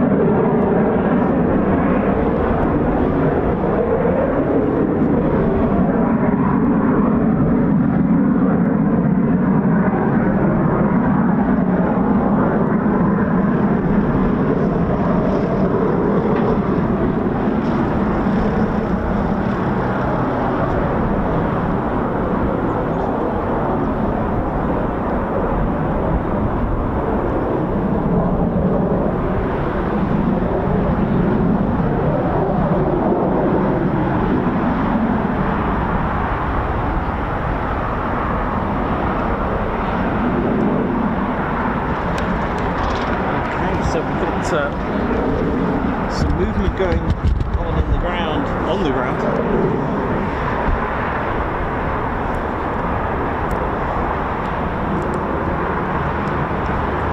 So the canopies are up there, so that's good. So you see that one over there? That looks like 4 canopies look like they're up. So 2 that are quite prominent there, and then the 2 just behind that sign. I think I can make out another 2. So we're looking good for more reds going up very shortly.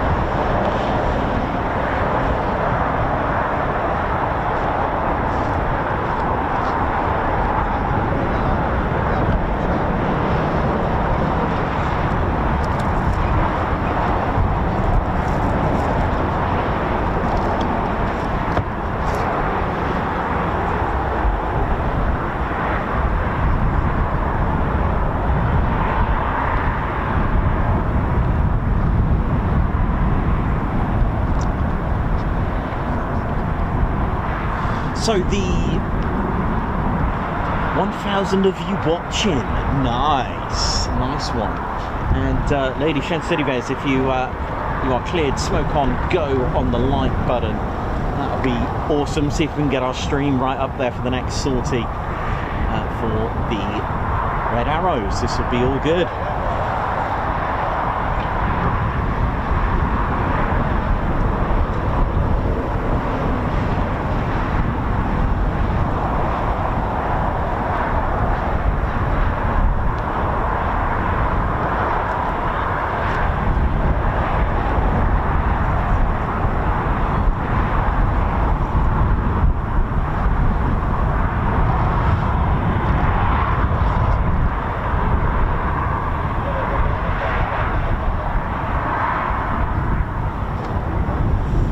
So I hope you're all good. Doctor, how you doing? EP65, Ian Wright, Ali Leyland, Michael Woodbridge, how you doing? Margot. Someone's asked about who is the new Typhoon display pilot for 2026. Unfortunately, I am not authorised to inform you until the Royal Air Force have actually officially announced that themselves. So I can't tell you that. But what I can tell you is that they've also, probably right now, have decided on 2027 Typhoon display pilot as well. So things are always happening, but again, we can't disclose that information, unfortunately. In fact, that is pretty much the consensus for the whole channel, is that if it's not official from the US Air Force or Royal Air Force or any official military sites, then we cannot comment, unfortunately.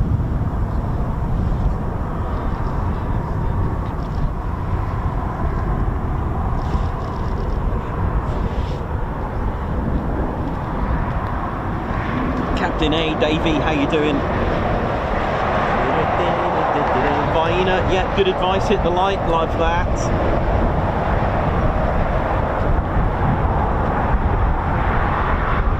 So we should have another sortie coming up.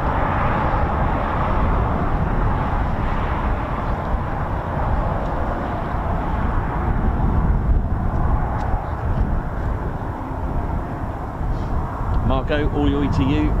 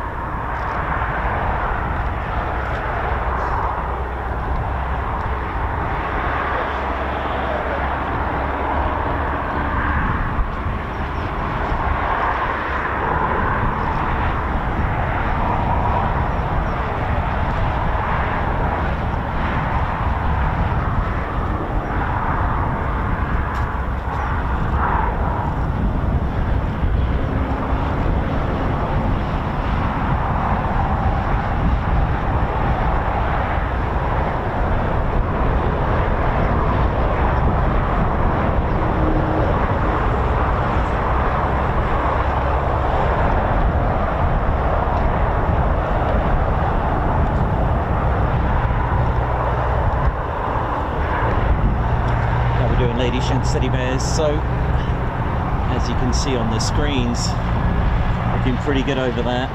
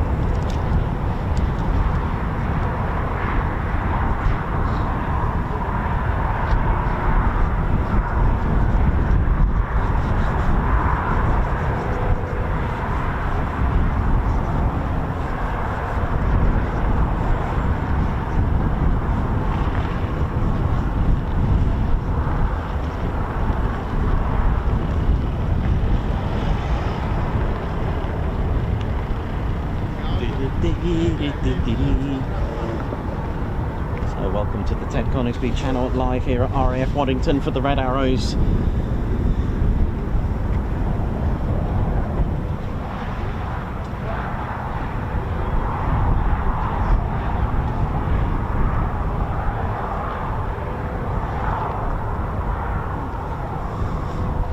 JDS Aviation Adventures. Jake, how you doing? Hope you're good.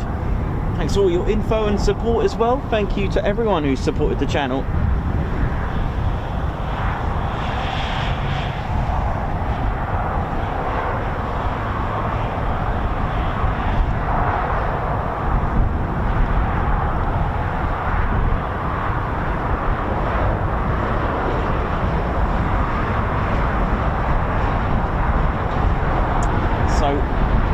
Really excited about this week. There's so much going on, and it feels like a great year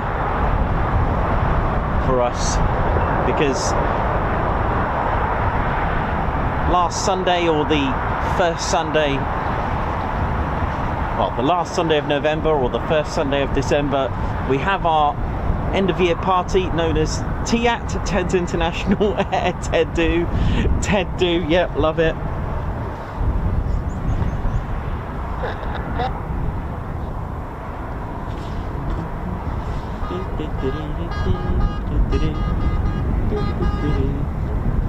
Love it.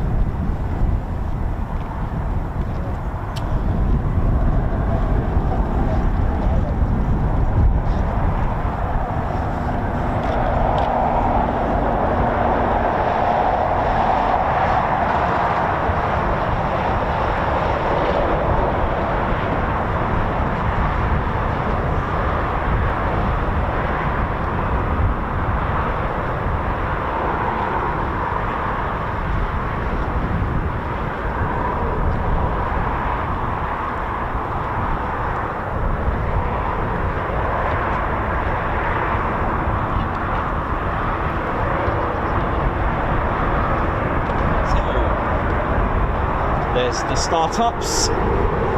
My battery died on my radio. So I heard 1 and 2, I think it was. There we go. Nice bassy sound of the Ardeur 151. On the T2s they have the 951. It's got about an extra 1300 horsepower. Sorry, pounds of thrust. Gosh, I'm thinking about shaft horsepower. Oh, what's going on here? It's a bit quickly shut down.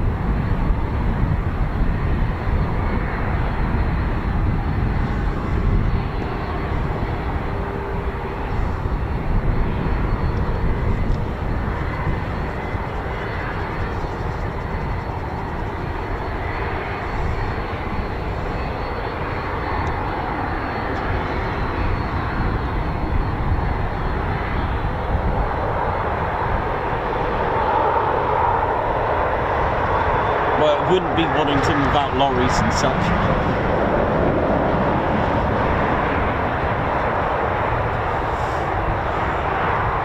Busiest truck highway in the world.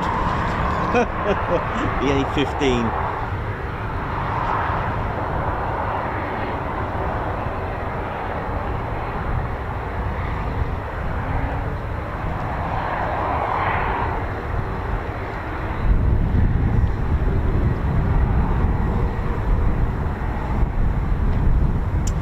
Very interesting to have that one on its own. It could be another singleton, but there are 2 more red arrows that are running. What about over here?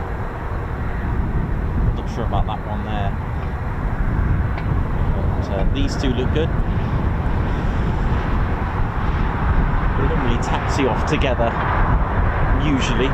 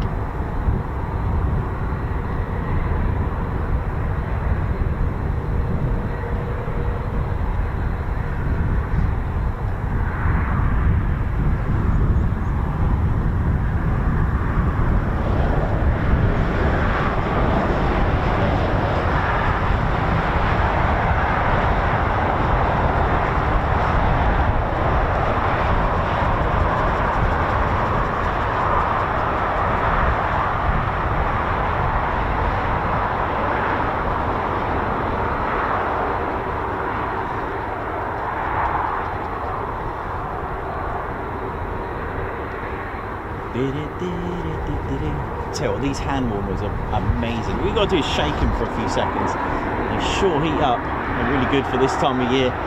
It's time to open that box back up again. And we'll do our best this year to give you a full week again. We'll try. We'll see what the weather's doing.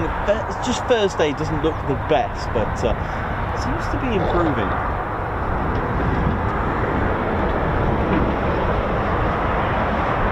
Go, here we go. Yeah, plus a lorry. There's 2. Nice. Plus a lorry, you know, and another lorry.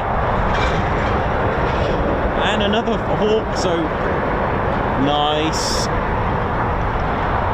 So is this Brighty in this? Brighty, man. Loving it.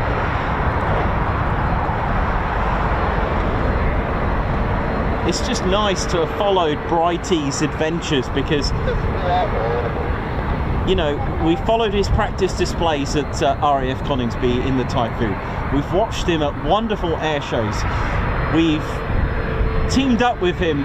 Well, he teamed up with Ted and raised over £15,000 with Ted through the Ted Coningsby channel towards his charity. £15,000 for the Head Up charity. Nice.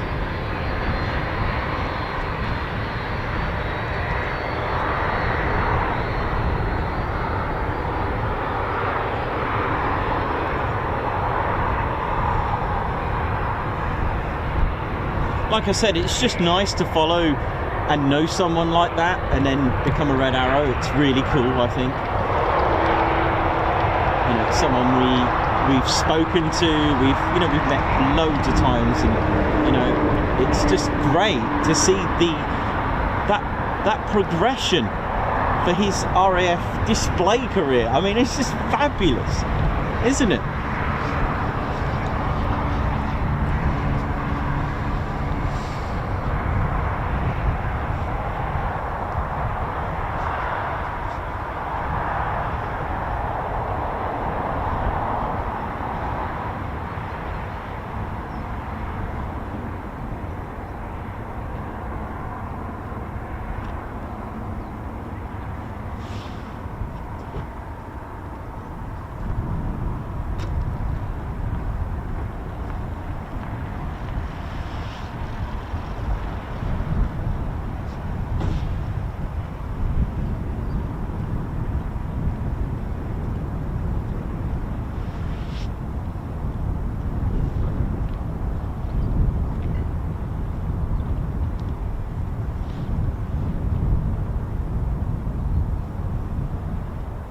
So Reds 1 to 5 are Enid. Hang on a minute. But of course, like I mentioned earlier, they can just practice certain parts of a particular formation. So I think we've got our singleton first. Here we go.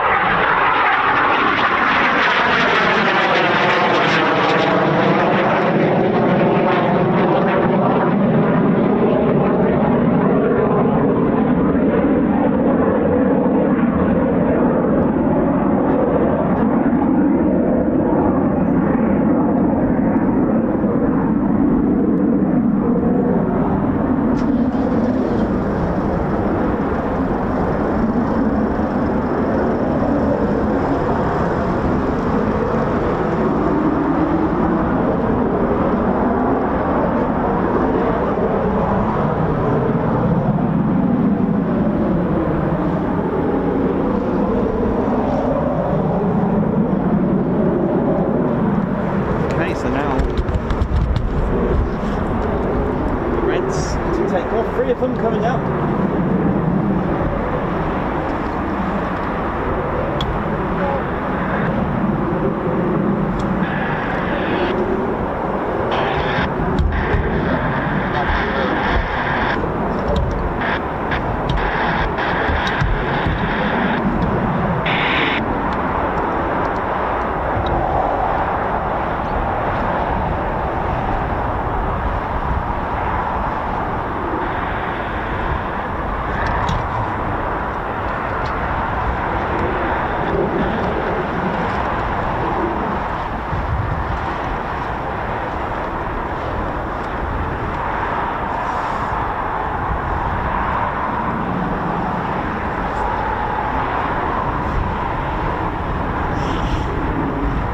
So, if you haven't got a radio or anything like that, just they're using the other runway, just look at this, wait for the lights to flash, and all good.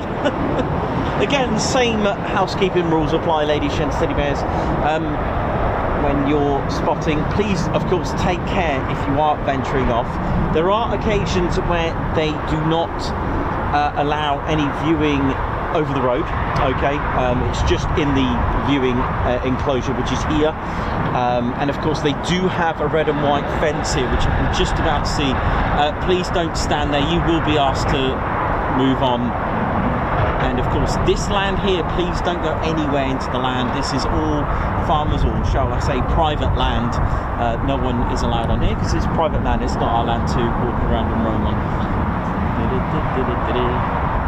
Again, if you come across any crash gates, don't hang around there or even park your car there.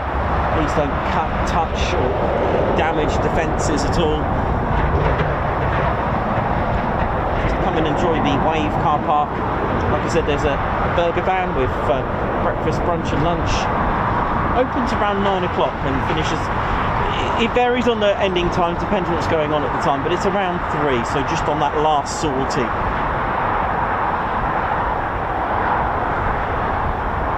So a big shout out to the organisers of the Wave burger van. They'll be over there in a moment, just after this.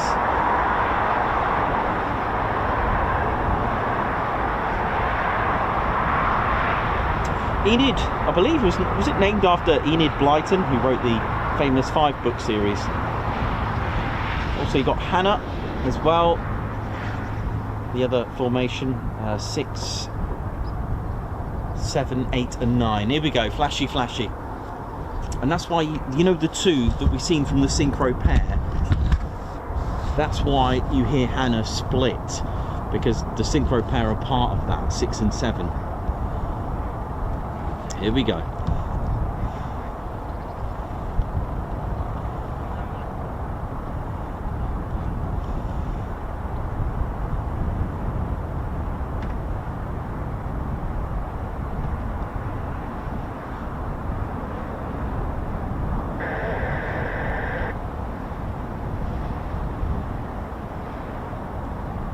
So we've got a formation of 3 red arrows coming up.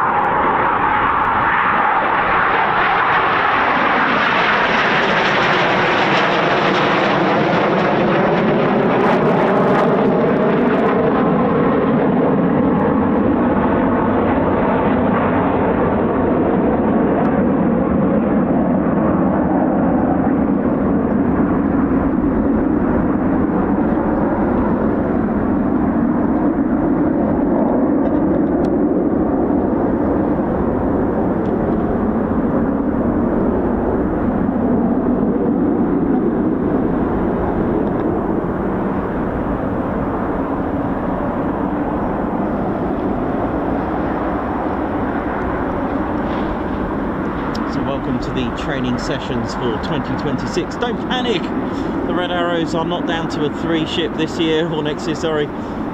This is how they train. They train in sections and do it over and over and over again. They practice a sequence and then put it all together, and they go away for exercise Spring Hawk in Cyprus and Greece, where they can practice the whole full display in their 9 in reliable weather.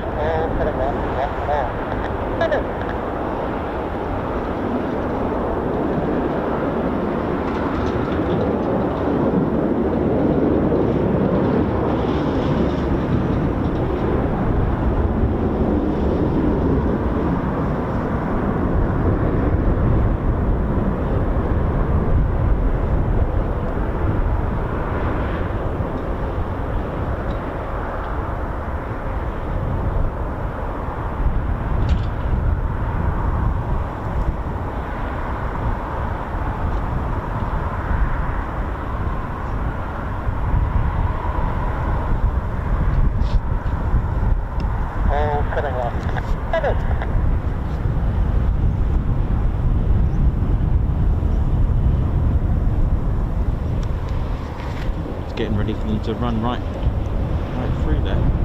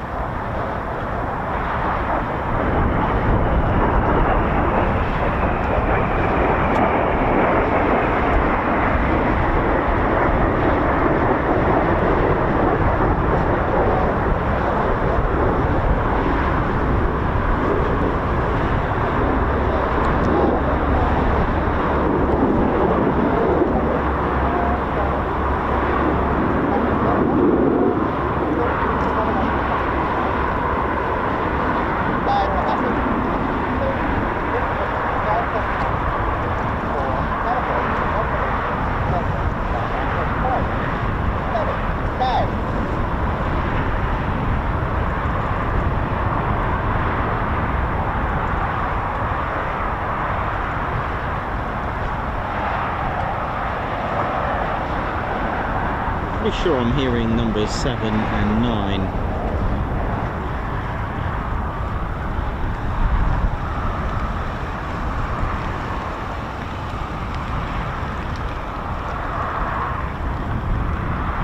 Yeah, 100%, 7 and 9. So 9 will be at the back, I would assume. 7 on the left.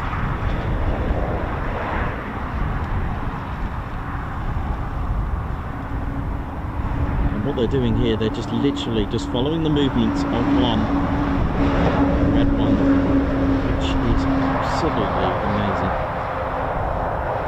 To give your trust into your leader,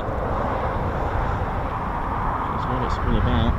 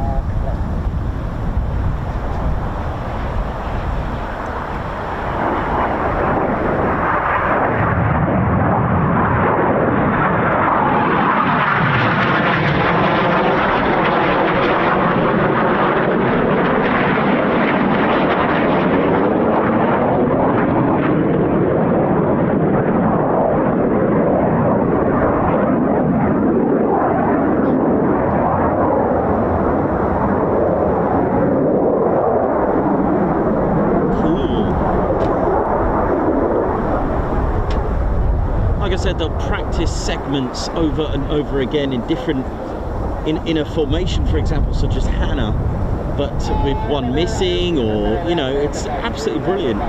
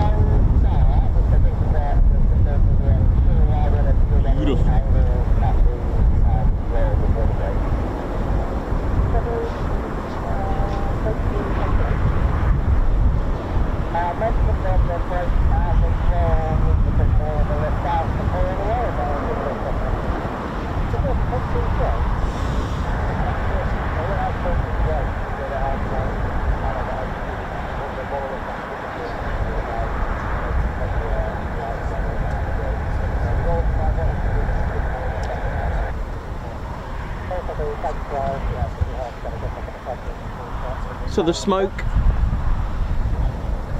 is created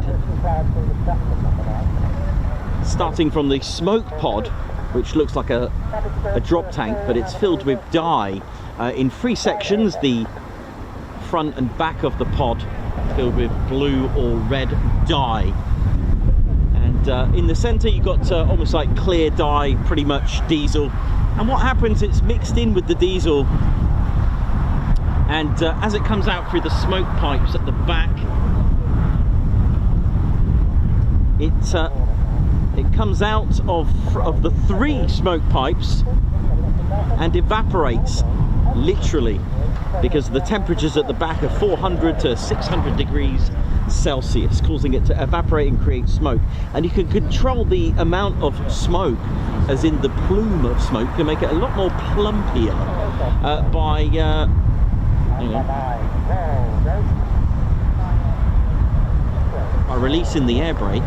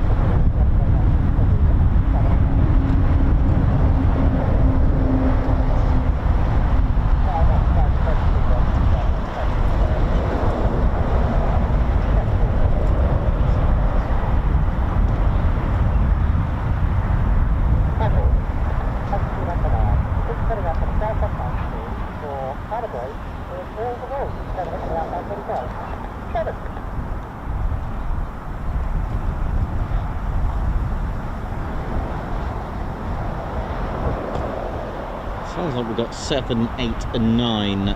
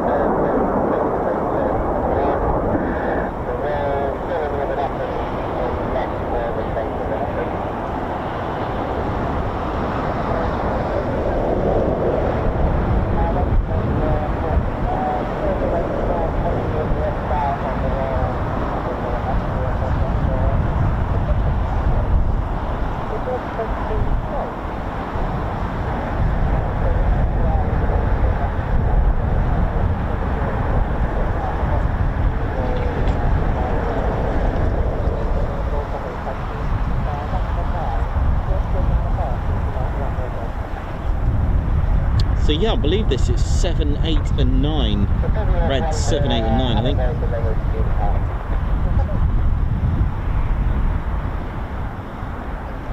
So normally you'd have 6 in this as well.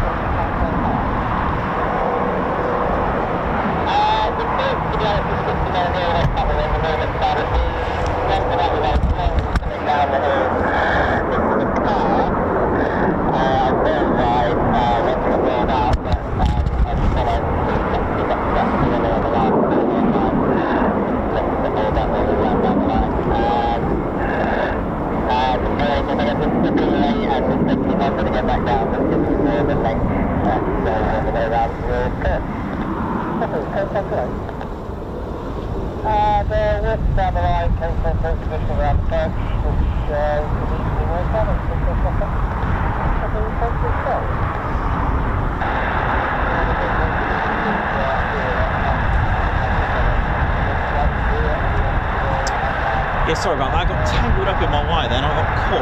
Okay, no worries. There's always... There's another go. Let me just track her along.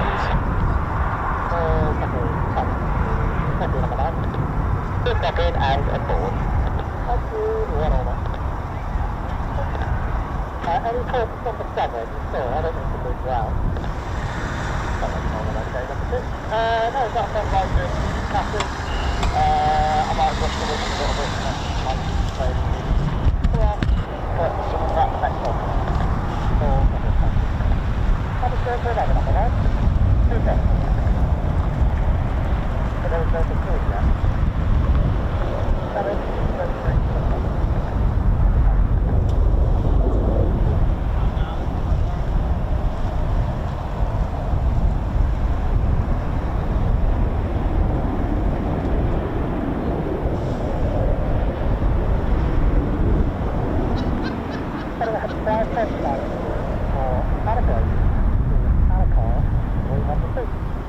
Nice. I can see.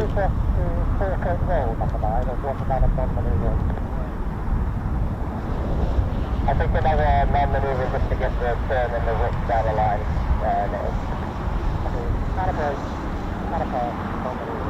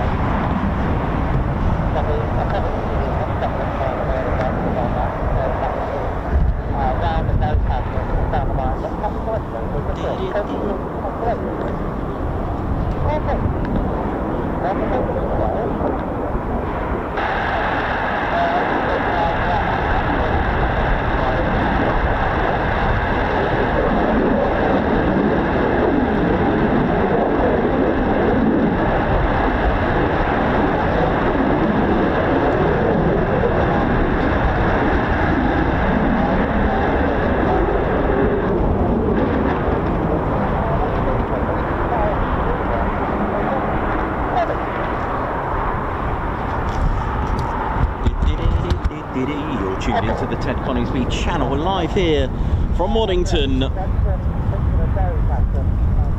tuned into the 2026 training sessions for the Red Arrows, and it's amazing and such a privilege to be able to watch this, to be put all together so that next year in 2026, when we're at air shows, we can say that we've seen them working up to that display that we're going to see, their 25-minute display that they do. Yeah. With a 4-point roll. Check that out. 4-point roll, literally 1, 2, 3 and 4 points. They'll roll, but in turns.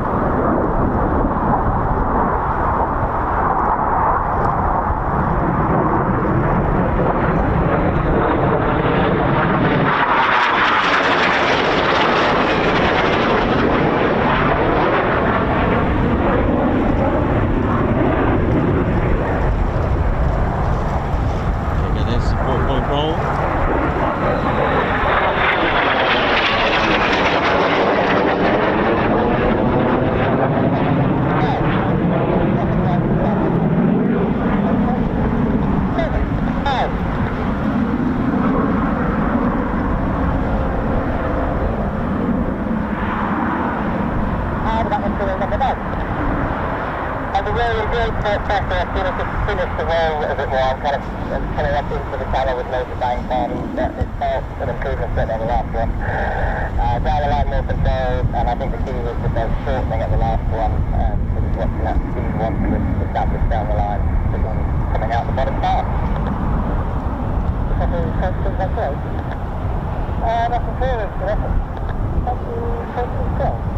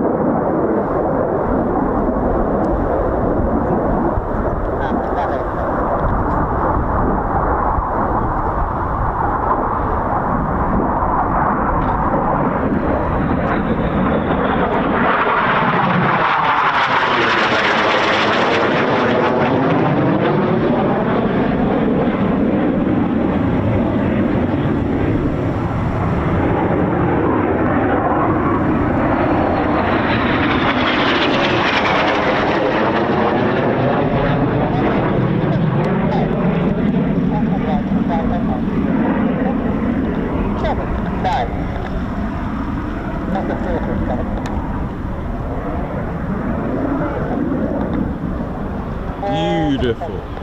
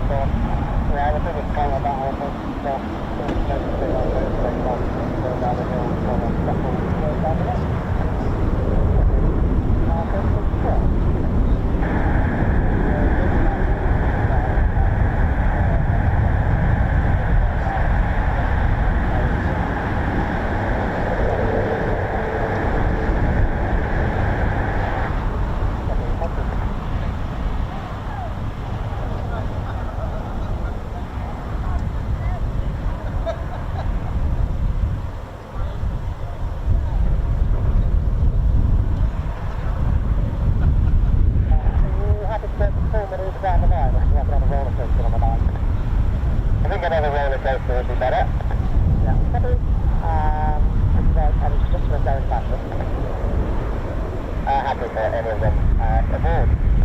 So we're just a bit of a, seven. Public road might be the quarter below 20, like massive past my stage, so that's probably not slowed down up to 650. 630 off on the south side 19 for calibrate, calipass, 300 feet, all the first to Here we go. Hannah brake, Hannah pass, roller coaster. Let's go.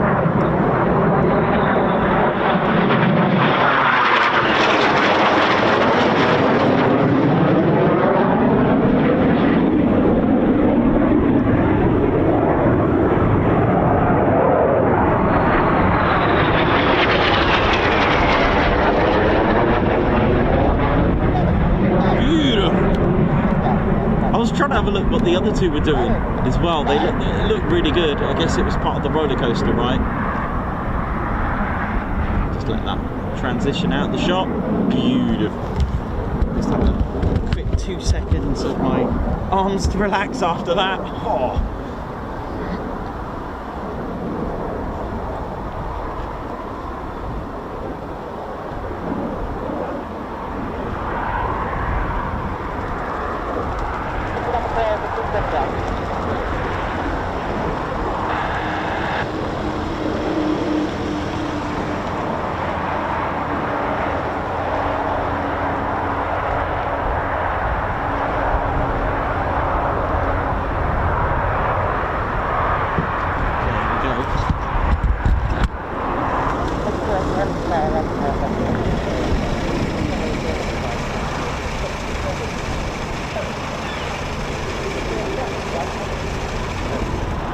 Okay, so that's that training sortie complete. They'll be doing that was it for their training. They've just finished that sortie. So they're going out for a right hand brake. So that'll be all good. Just get turned around the right way.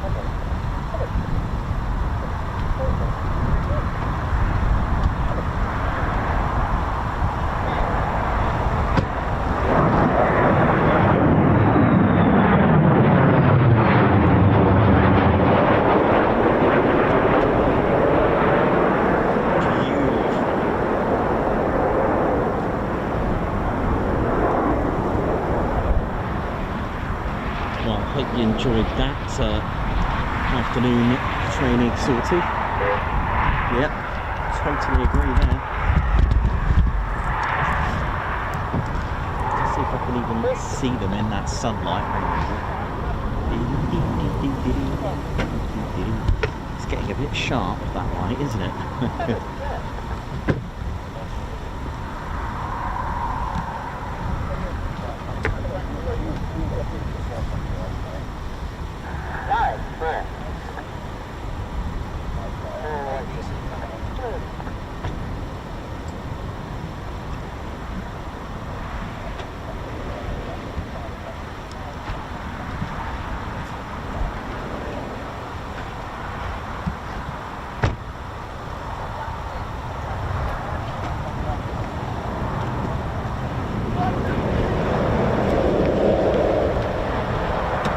Scenes. Beautiful. Well, that was amazing. It was it sounded like 7, 8 and 9 Reds, and it was spectacular really, and it's great to see them train. We're so fortunate to be able to do this. I had no idea a few years back that you could even see them. I just thought they got in a red plane and just started, you know, had no idea until I started to take a subject I knew nothing about, and here we are with the channel, knowing what it's all about now. Amazing.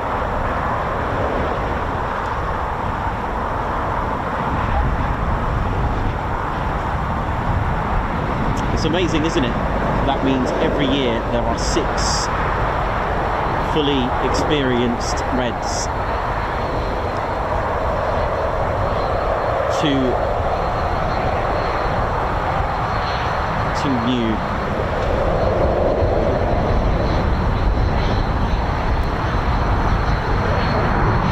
Hello, is that the 4th one?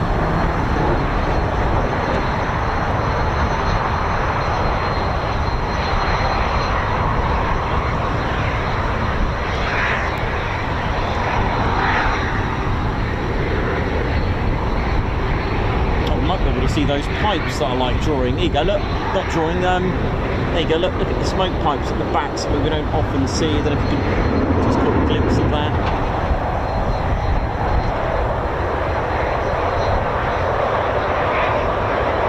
There you go, look. Don't often see, thanks a lot.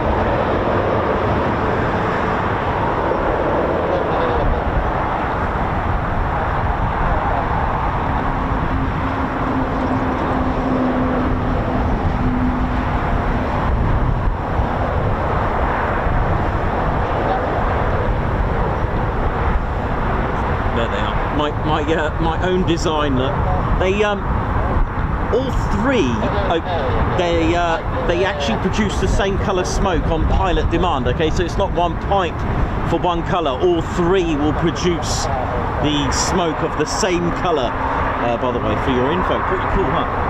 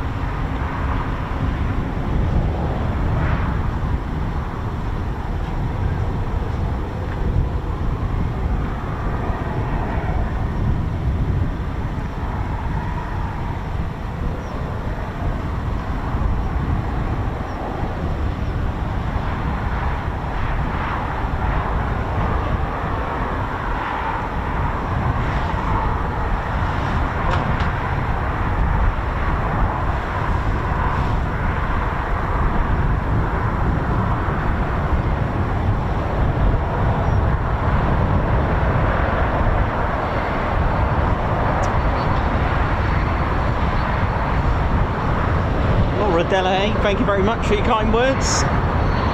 Hope you're all good and hope you're enjoying this. Comes another red.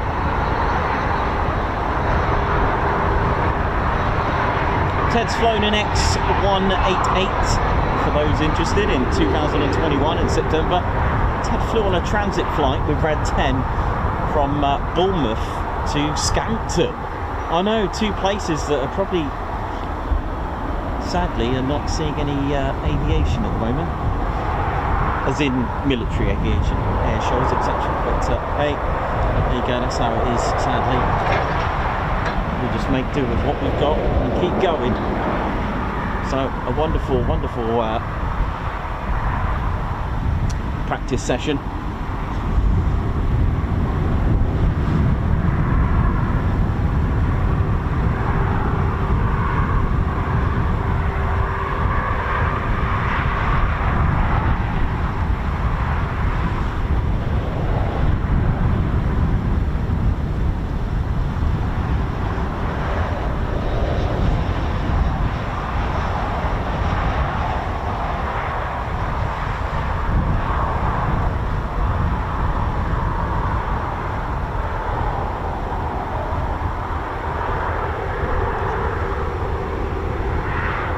Ted, what do you think, mate? Yeah, you like that? Ted loved that. That's good. And David Harwood, thank you very much for your 21 months membership. Who's put 21 months? Wow, it's been great to see all this superb aviation access and how knowledgeable Nicholas has become. Thank you very much. It's very kind of you, David. Alan Q with the super sticker, Guards March. Anonymous with 7 months membership. That's right.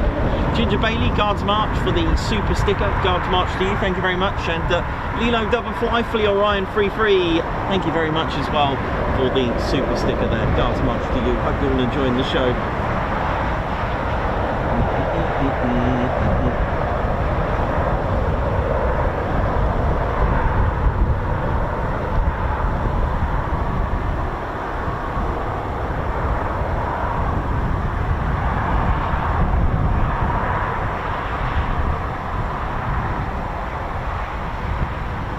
I'm all good, thanks a lot, Laura. I'm all good, and if you do love your history, I did a big talk about formation flying and the creation of the Red Arrows and how they formed and what was before, what was then and what is now. And, got a little bit, temperature's got a little bit harsh, and right, I think it's time for me to go and get a cup of tea and possibly something to eat as well. If we get anything else, well, we'll just have to wait until I come back from that.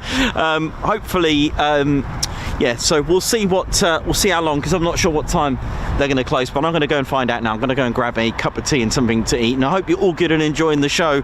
Stay tuned. I'll see if I can get any history that I can talk about for you, which I have. Don't forget, the Avro Manchester was here with 207 Squadron, and then of course the prototypes of what was going to be the Avro Manchester Mark III, which turned into the Avro Lancaster, which was of course BT308, and then eventually DG595 was pretty much the finished product. And on Christmas Eve of 1941, 44 Squadron received the very first Lancaster. Alright, so I'll be right back to cup of tea time.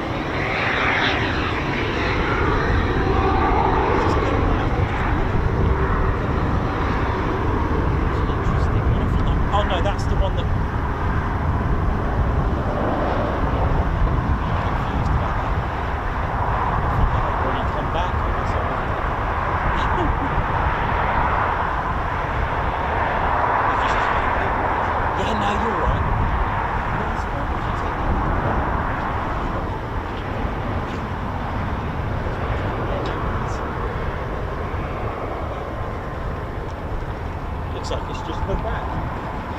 Oh yeah, there was one in the morning, actually. There was one in the morning. That went off about 30 minutes old. Yeah, so it's probably just come back.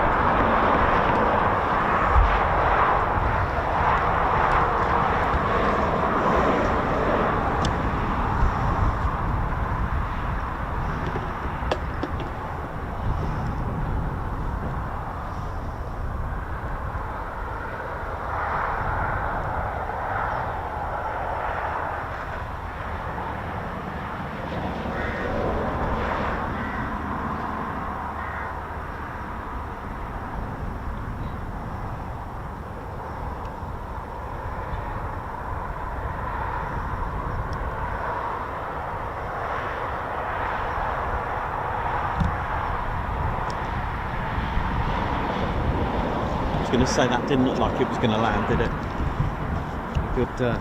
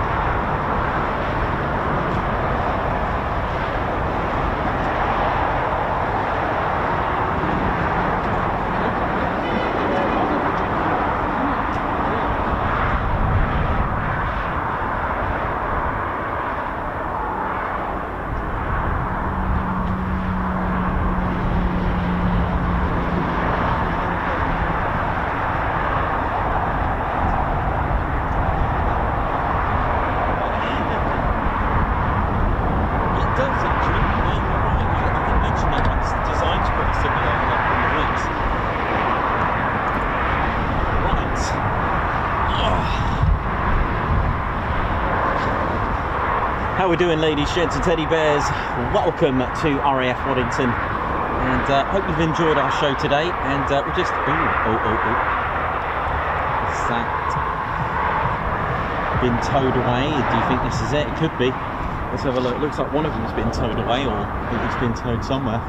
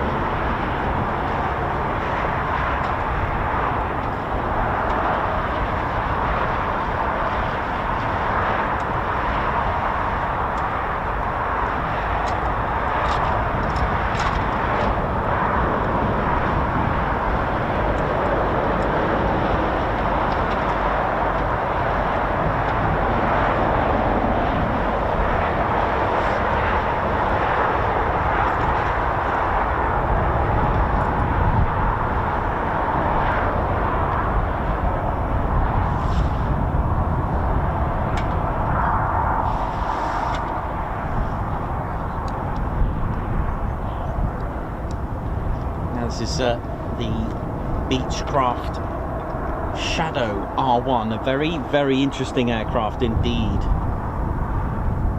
And, it's not what it's got a lot of extras, shall we say, on this, part of the ISTAR force.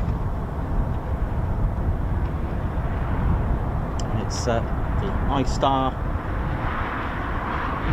aircraft. It's a highly adaptable, it's a tactical aircraft, and it offers surveillance, or shall I say enhanced surveillance, with intelligence capabilities. And it's built on the Beechcraft King Air 350, but it delivers, this version delivers fast tactical ISR support for global operations with exceptional altitude or improved altitude, speed and range for broader surveillance coverage as well. But what's fascinating about this is it's the engines. You can tell from a Pratt & Whitney PT6 engine, from those big bore exhausts, that tells other pilots, you know, hey, I've got a PT6 in this. It's like having, I don't know, maybe a Cosworth or something like that. Something special. It's it is. I mean, and I'll tell you something. The PT6 is applied in so many different aircraft. So many. From the Texans at RAF Valley, there's helicopters. It's actually applied to many aircraft, and we'll talk to you about that in just a moment. And it is an amazing engine. It really is, and it's quite tiny, about 1.8 meters, the whole length that it's applied to. Available in a 3-stage or a 4-stage, depending on your type of aircraft. From A Tractor AT602s, Beechcraft 1900s to Model 99s, King Air as well, helicopters as well, loads of different aircraft. The Beechcraft Texan T6, the Beechcraft T44 Pegasus, the Cessna 208 Caravan, Convoy, de Havilland Canada DH2, the DH3 Otter, de Havilland Canada -7, Embraer. Loads of aircraft, absolutely loads of aircraft. The Pilatus PC7, PC9, PC12, PC21, the Pipers, PA. I mean, the list goes on. And why is it special? Well, it is extremely special because of the engine on this is absolutely amazing. It really is. It's a reverse flow engine, which means the front is actually the back. I'll give you a fuel rundown, a full rundown of that engine.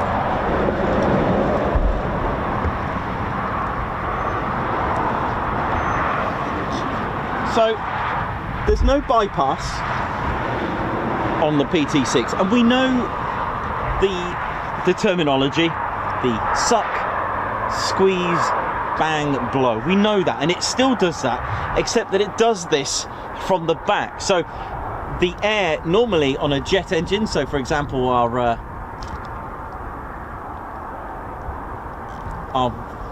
Rolls-Royce engine over there.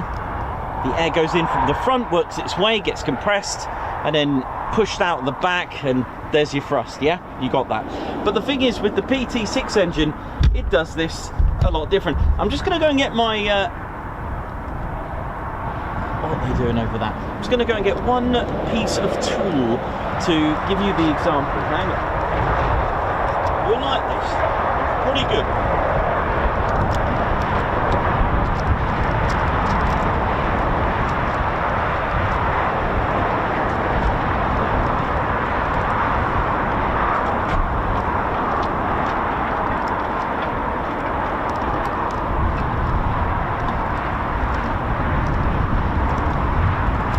So, I'm going to basically tell you that the propellers move on the PT6 just like this.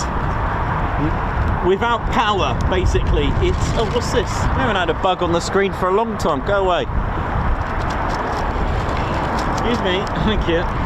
Yeah, so I'm going to tell you how I'm going to link what's this got in common with a PT6 engine, because this is pretty much what I want you to think about. Look at this.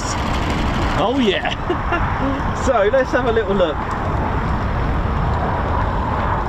Why is the PT6 engine special? Let's have a little look at a PT6 engine, shall we?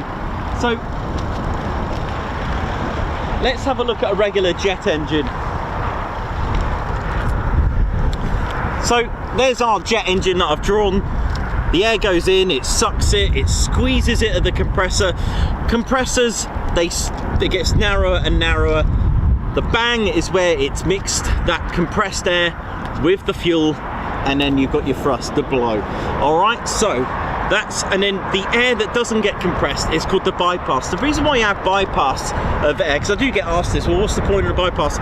If there was no bypass, it wouldn't flow smoothly. You've got to have some sort of air to flow through what's called a bypass. So it actually, you can also alter the sound of it to make it quieter. You can also alter the fuel efficiency with it as well as it's going through. But if we have a look at our PT6 engine, you'll notice it's a little bit different. Things are going on. Let me just move over a little bit. I'm just going to move around just to get away from the wind a little bit. Let me just turn around. So our PT6 engine, here we go, a little bit different here. So underneath, so I'm looking at this as a cross section from above, like a bird's eye view, as though we were on top of the Shadow R1. But underneath, there'll be an intake, or the inlet there, and as the air gets fed, there are meshes for foreign object debris, and there are a lot of aircraft such as the Cessna that operate on, literally they never operate on grass or concrete runways. Some of them operate on these basically dirt tracks, and they need this type of control for foreign object debris. Now it is a PT6 engine. It's what's called a reverse flow, so the flow of the suck, squeeze, bang, blow happens from the back, and it works its way this way. The jet engine that I showed you goes the other way. It goes the more, shall we say, a conventional way. It goes that way, whereas a PT6 completely different. And the wind's really picked up now. And it is a turboprop engine. There's no bypass, and it is a gas turbine, and the exhaust gases actually make the propeller turn. There are no traditional spark plugs on startup. It's a spark igniter that you have on here.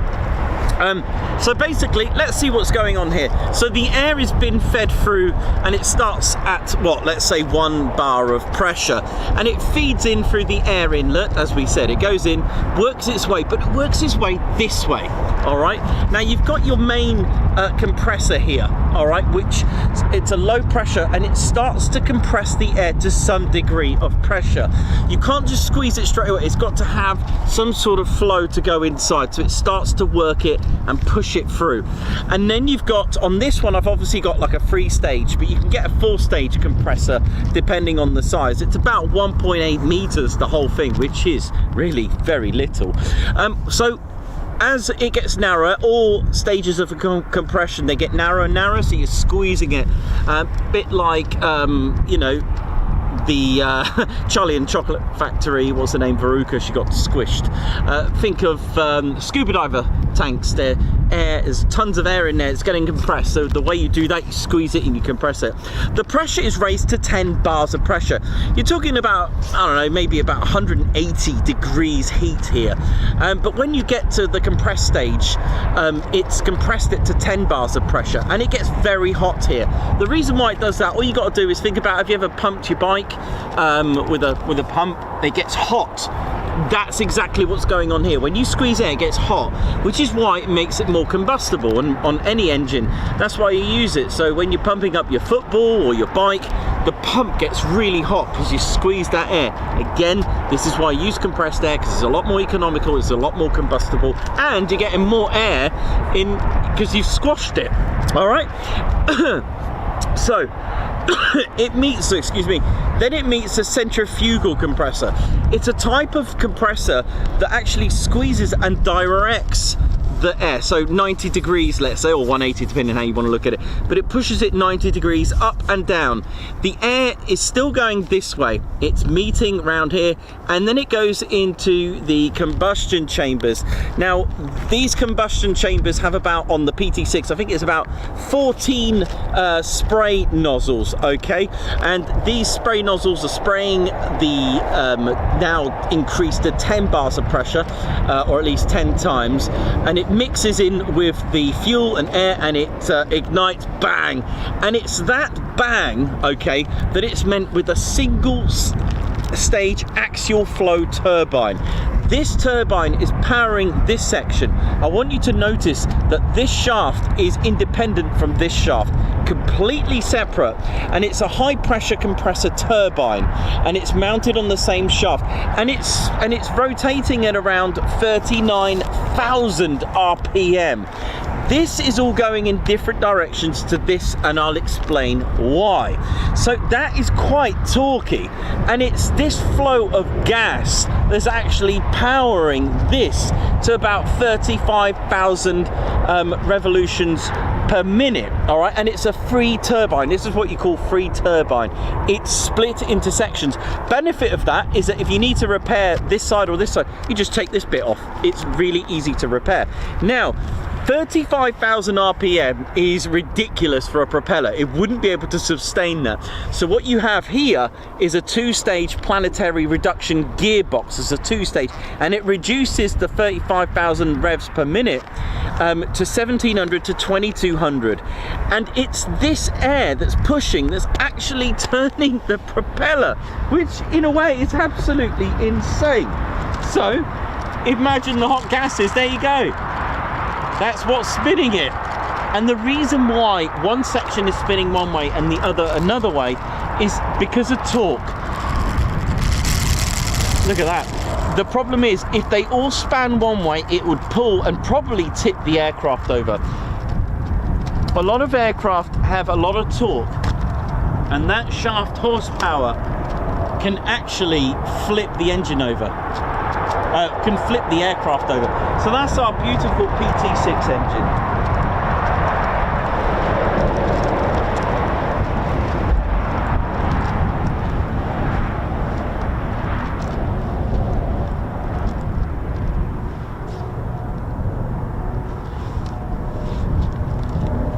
Oh, look at this.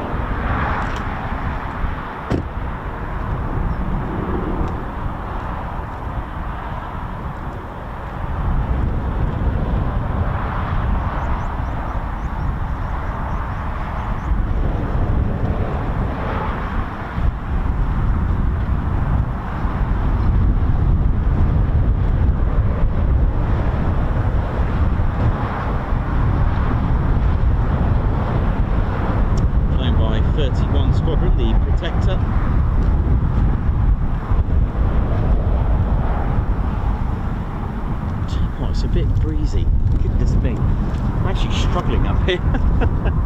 Oh my word. So they're doing a lot of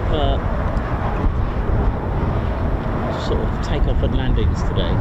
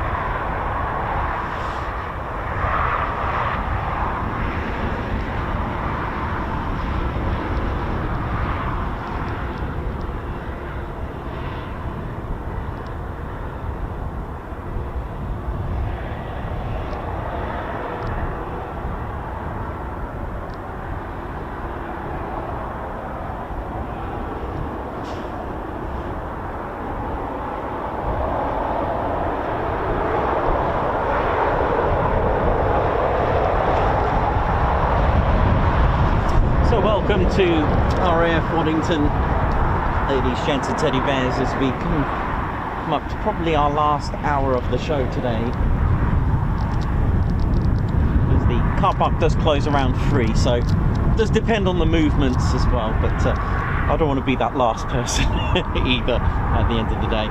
But welcome to a very, very and I repeat, very important and very historic base, talking about 46 airfields in the second largest county of England since World War II. Around 37 Royal Flying Corps airfields. It really is a spectacular place. And this was one of them. This was a Royal Flying Corps station that succeeded and was given the go-ahead for the expansion, and it lasted not only into the Second World War but even to today. And it opened as a Royal Flying Corps station. It was a flying training aerodrome in 1916, and it included training members of the US Army Air Corps as well. They were taught to fly a variety of aircraft, and as we mentioned yesterday, with things looming in 1914, you know, the government, the US government were, you know, said to the Wright brothers, that's it, everyone is going to be entitled to make aircraft. We need companies to start making aircraft. It's amazing, it's something that we wouldn't think about, and if you're going to have aircraft, you're going to need pilots and crew to train them. And the station came under the control of the Royal Air Force from the 1st of April 1918, because that's when the Royal Air Force was founded. It was the Royal Flying Corps amalgamated with the Royal Naval Air Service, and they amalgamated basically with the Royal Navy and became, or at least the flying component, and became the Royal Air Force. And there were many Royal Flying Corps squadrons flying varieties of aircraft such as Armstrong Whitworth FK8, squadrons such as 82, 97, 105, 117, 123, 23, 203 and 204, flying a variety of biplanes at that time. During the closure and as part of the interwar period and an expansion program, Waddington luckily survived and was chosen to become a heavy bomber station. And with a brief closure, shall we say, it did close in 1920, and it took 17 years for it to reopen, and it did just that on the 12th of March 1937. And it was number 50 Squadron that arrived here with Hawker Hines, and of course we spoke at Coningsby yesterday regarding the Hampden being the bomber of Lincolnshire at that time, because at the end of the day it was built under the same specification as the Vickers Wellington when they developed it. The Air Ministry specification was B932, and both Vickers and Handley Page were given the go-ahead to do that. And it was a squadron at it was actually at RAF Scampton that the first squadron who received it, number 49 who received it, also 83 Squadron operated both of them at RAF Scampton. Now, just to give you an idea of what two companies can produce and the differences in design, and it's amazing when we, you know, even the Y23 and the YF22 and the YF23, you know, two companies, just I don't know if that's going to be packed up for the day or not, but look at this, two aircraft. So the Hampden really was the aircraft over Lincolnshire with that B932. All right, and then you look at the design and build. I mean, the legendary Barnes-Wallis, Sir Barnes-Wallis developed the geodetic airframe, an airframe that could take a lot of battering and to be able to be easily put together as well, assemble and take a lot of battering. But look at the design in the wings, very different. Both had the twin engine Pegasus engines when they first started, but of course the Vickers Wellington went on to become a lot more successful than our dear Hampden, because the Vickers Wellington was the most produced bomber of the Royal Air Force, 11,461 or so in 16 different variants, ladies, gents and teddy bears. That is amazing. They did end up having Mark II's had the Rolls-Royce Merlin engine in it, but it didn't suit it, so they ended up having from Mark III, they had the Bristol Hercules engines, punching out sort of around about that 13 to 1500 horsepower mark, which was perfect for a twin engine bomber. But like I said, both were built under the same specification, except this had a few problems with its 3-foot fuselage, giving it a nickname, the flying tadpole, the flying suitcase. I believe even flying coffin, as morbid as that, because the amount of deaths that was occurring from the Hampden. But a lot of pilots did love the way it handled. It was but as far as protection's concerned, it didn't really have a lot of it, whereas the Wellington was tough as old boots. Sorry for the pun in some ways, but it could take a lot of battery. But twin engines were soon to become almost phased out. They were still preferred, but until of course the Stirling came, and then the Halifax, and then of course our Avro Lancaster bomber. But let's put the limelight back on the Hampden, because it was a lot of pilots loved the way it handled. There was versions of a torpedo bomber version. Another issue with the Hampden, sadly, was where the cockpit was for the pilot. The pilot would have to fold the seat to get in and then fold it out, so should the pilot get injured or worse, well, it was very difficult to take control of the aircraft. Had about 4 guns, crew of 4, 3 to 5 guns I think it was. I think they tried to get more guns on it, but even the the design of the tail and the fins there, very, very different there. But there we go, there's our Hampden, which served well but didn't make the end of the war. But the Wellington did indeed, and went on to become, had different variants like the Vickers Warwick. Anyway, there we go, that's a little bit about the two there, just very briefly, because I've got my eye on this. I'm not sure whether they're prepping them for another departure or they are going to be towing them away, but there we go. So yes, we also had Bristol Blenheims here, and 88 Squadron formed here. There was 44 Squadron, a very important squadron, and very very tied in with Waddington here. I've got a funny feeling this could be it, a funny feeling this might be it. Let's have a look. Yeah, they're still there, they're open. I don't know what's going on. I just don't want to be that last person, do you know what I mean? Still got a few cars in the car park.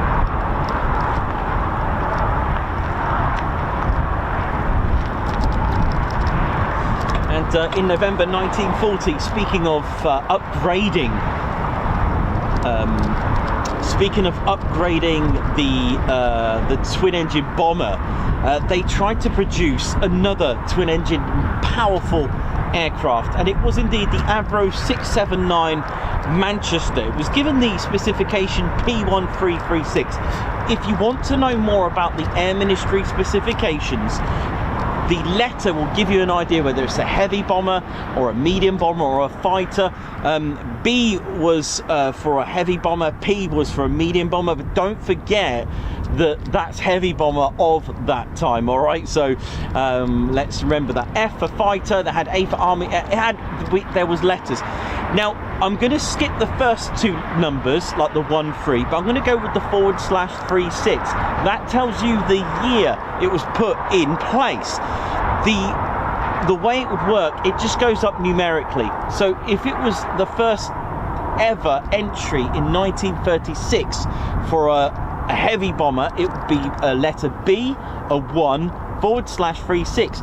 If we wanted to have an experimental aircraft next, it would have a letter E, then it would be a number 2/36. If we needed a medium bomber, it will go P3/36, then 4, then 5, then 6, until you get to the end of the year, new year, and you start with the number 1, and you change the letter accordingly.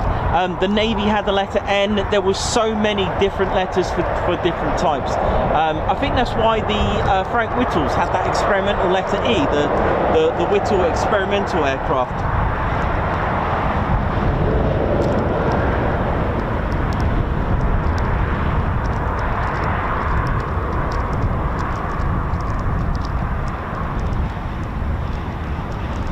So yeah, that's how it would work basically.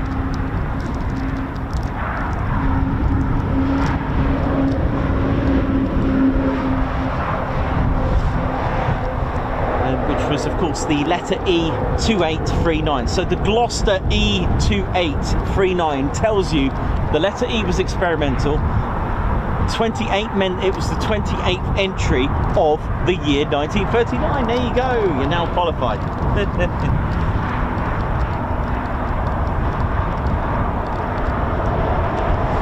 So 1940 we had the Avro Manchester, but again that was obviously had its fair share of problems. which we've spoken about before. Don't know if I'm going to get time. I've got a funny feeling they look like they might be closing them actually. I have to go a bit.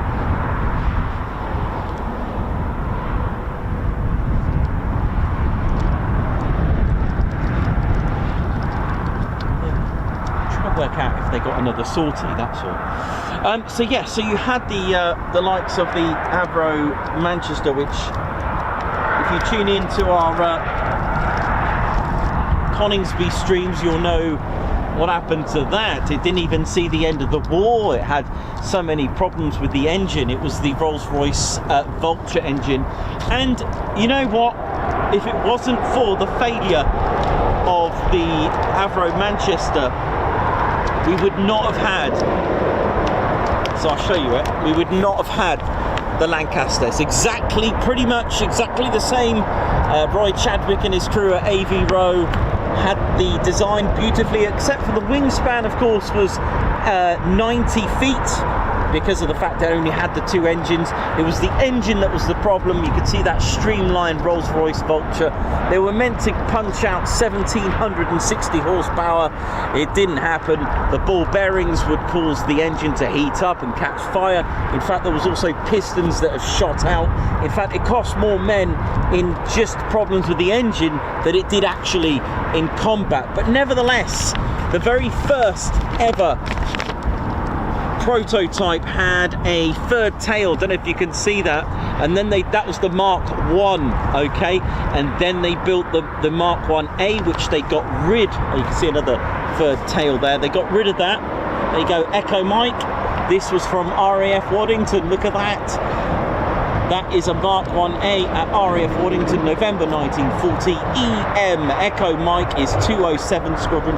207 Squadron fly the F-35B. Try telling that in 1940 that they were going to fly a stealth fighter that can hover.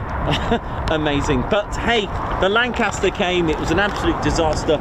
It was actually grounded several times. And it didn't see the end of the war at all. They built about 209, I think it was, and that was it. 1942, game over for that one. But Roy Chadwick and his crew at AV Row didn't give up. They stuck 4 engines in it. They changed the engines. They went to Rolls-Royce and got themselves a Rolls-Royce Merlin 20, producing a more than healthy 1,300 horsepower Merlin engines, which was so reliable. It became a prototype here, arrived in 1941. It was BT308, and it had the third tail, the third fin on the tail. But then they built DG595, the prototype, okay, and it was more successful, and they were going to call it a few names before they called it the legendary Lancaster. Yes, that's right. And they were going to call it the Avro Manchester Mark III, but they went against that and built the name upon Lancaster instead. So number 44 Squadron first receive it in December 1941. In fact, it was Christmas Eve. This is a 617 Squadron, and you can tell it's 617 Squadron because it's Yankee, hang on a minute if you can see that, Yankee Zulu, if you can see that. And when it's got Yankee Zulu, it's because it's got the 22,000 pound Grand Slam with no top turret. Top turrets became redundant due to the fact that they were, the way the Luftwaffe were attacking Lancasters, there was no point. But they got rid of that to save weight. They got rid of the armour plating, because when you stick 22,000 pound in a Lancaster, it wasn't very manoeuvrable at all. Hence the idea to say, hey, let's stop modifying the Lancaster and just build a new type of aircraft. And then that gave birth to the Avro Lincoln, but that's another story.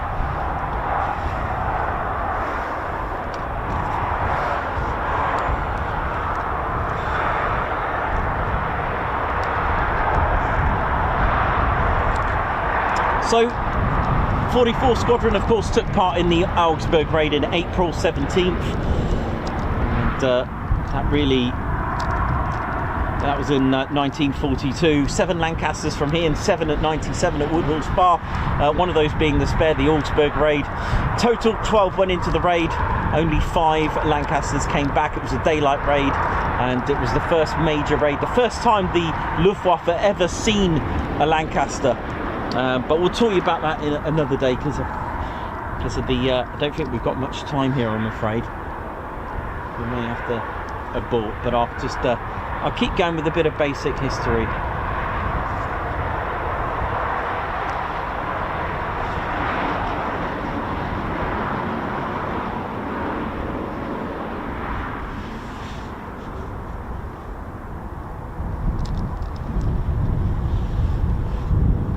So there was lots of squadrons here, such as 617, which we all know. 467 Royal Australian Air Force was here as well. 463, who actually formed here, they were a Royal Australian Air Force. 420 of the Royal Canadian Air Force. 207, of course, they also were operating the Lancaster. And then during the Cold War, Waddington saw another first with 83 Squadron with the Avro Vulcan bomber. Everyone is leaving. Do I go? And I'll just show you the Vulcan bomber before we go as well. There's our beautiful Vulcan bomber. Lovely. Another first here at Waddington.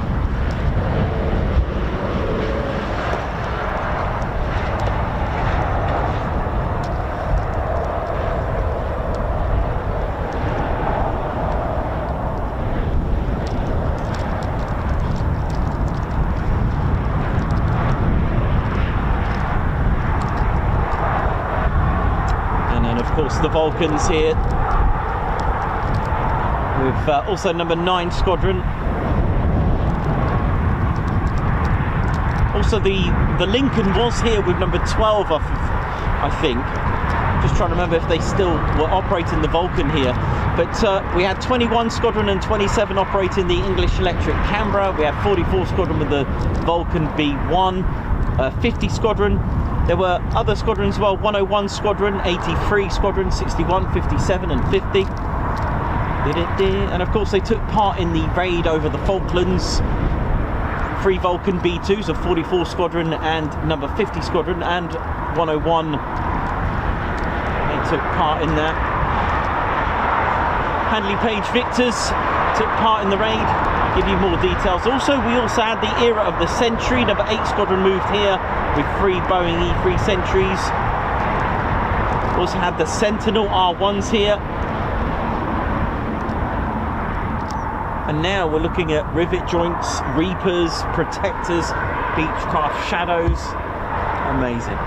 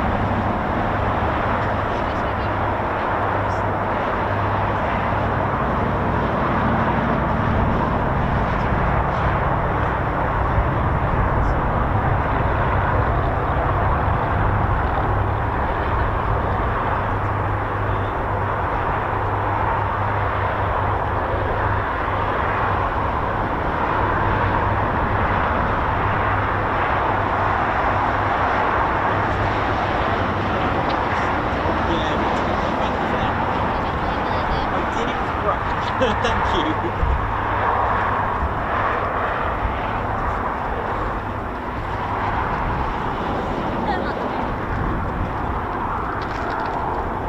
I think I can hear the protector going up.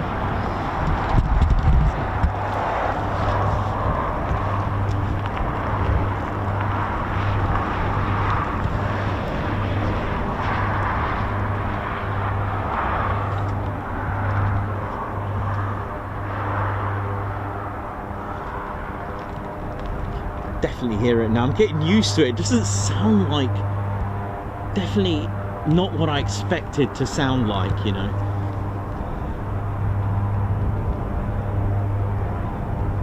If I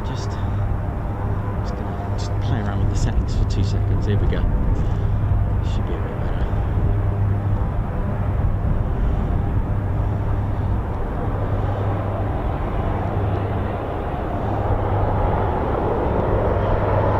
It is really cold, and that's all down to the wind. It's really pushed the temperature so below.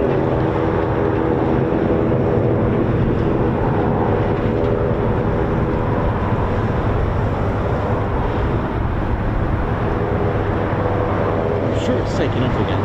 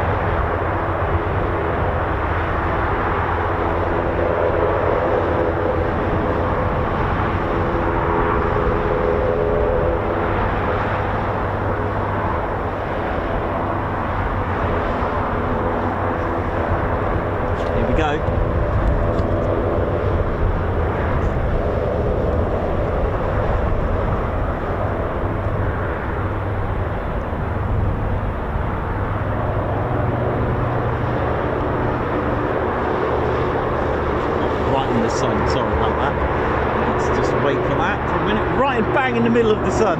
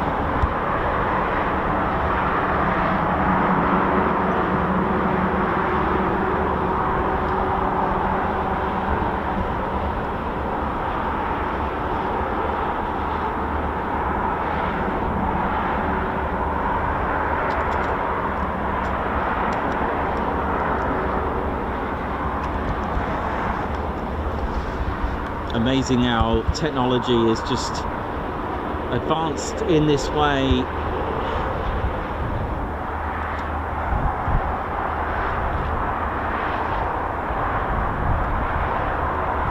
Aviation just taken on a different level now, isn't it? A different era, a different type of defence and combat. And it is aptly named the Protector.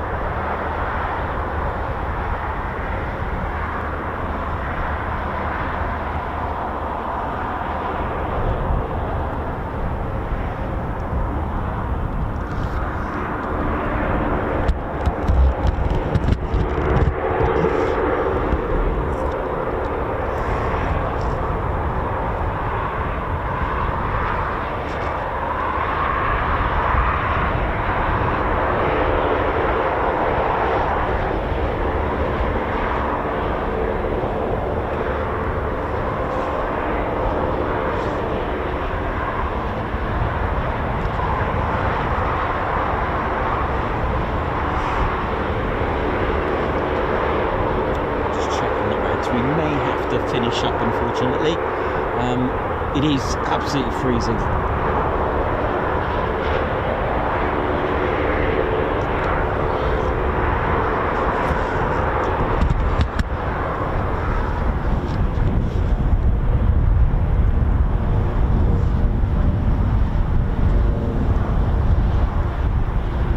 This is what we call an RPAS, remote piloted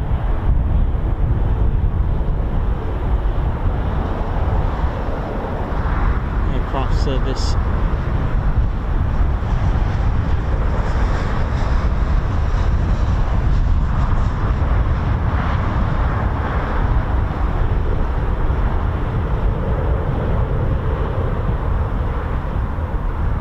Aircraft system, sorry.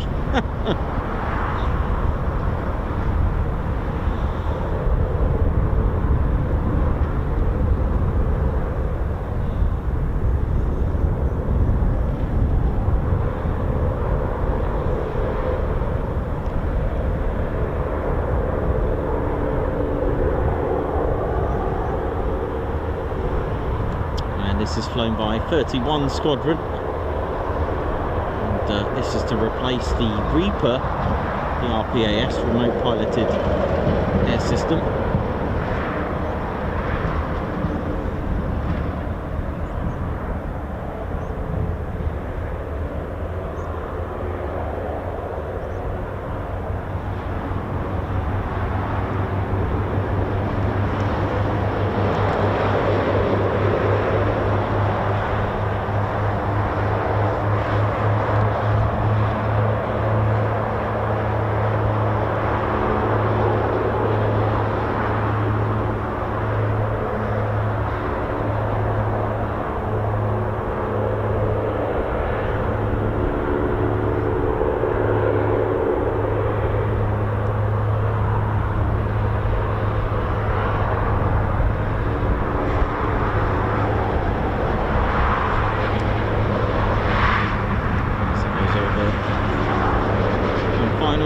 Here we go. I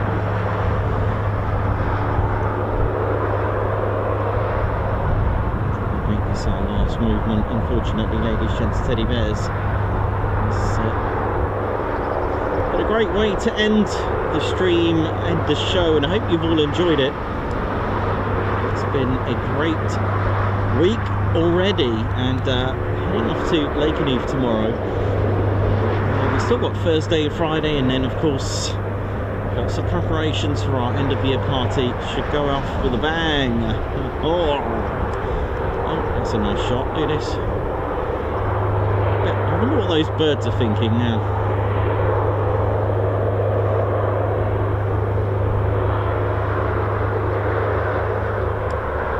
There we go.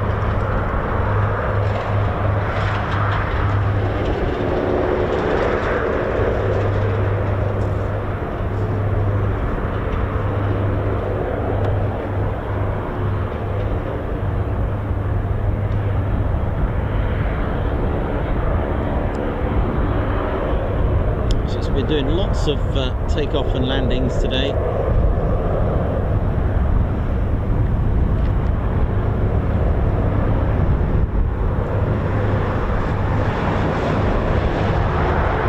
Something you don't see every day.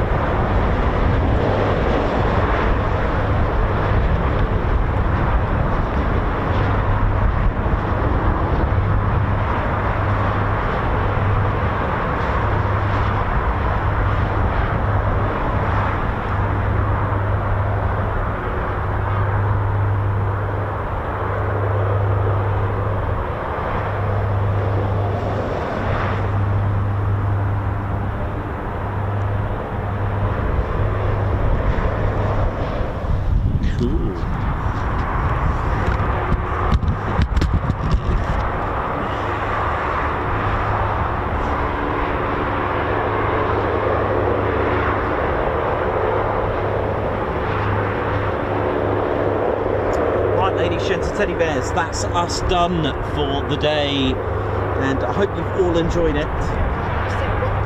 Hope you've all enjoyed it, ladies, gents, teddy bears. It's been a good one. It's been an excellent day. Am I going the right way? Yes. Right, ladies, gents, teddy bears, thank you for tuning in today. All our fans and members, thank you so much. RAF Waddington, thank you so much. And the Red Arrows, thank you so much for today. It's been amazing. We've got to cut it short. Mind you, no we don't. We've got to cut it at normal time nearly. We're done for now, and I hope you've enjoyed it. And we're going to see you at Lincolnshire tomorrow, and I hope you've enjoyed it. My name's Nikos, I've been your cameraman and commentator. This is our squadron leader, Ted Coningsby, and you've been watching the Ted Coningsby channel live here at RAF Waddington. So for the last time for today, it is see you soon. Wish you well. Take care, everyone. See ya.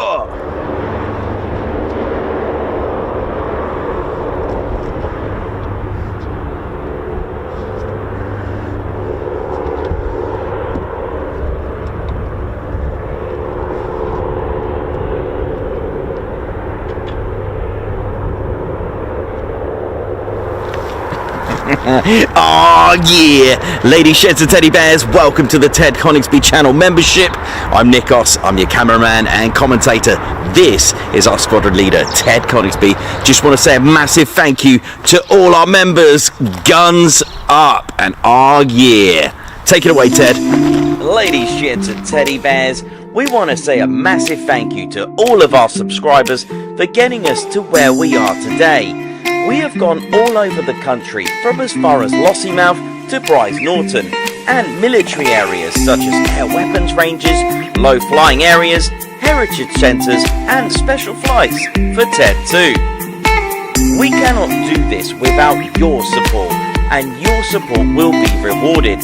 You can now join the Ted Coningsby Squadron and help fund the channel to get us around the country and provide us with the funds for equipment to bring you better content too. We have 3 levels of membership to suit everyone. With your membership, you'll get access to members only videos, photos, posts, unlock special Ted Coningsby YouTube emojis and loyalty badges, as well as being able to access our exclusive members only Discord server.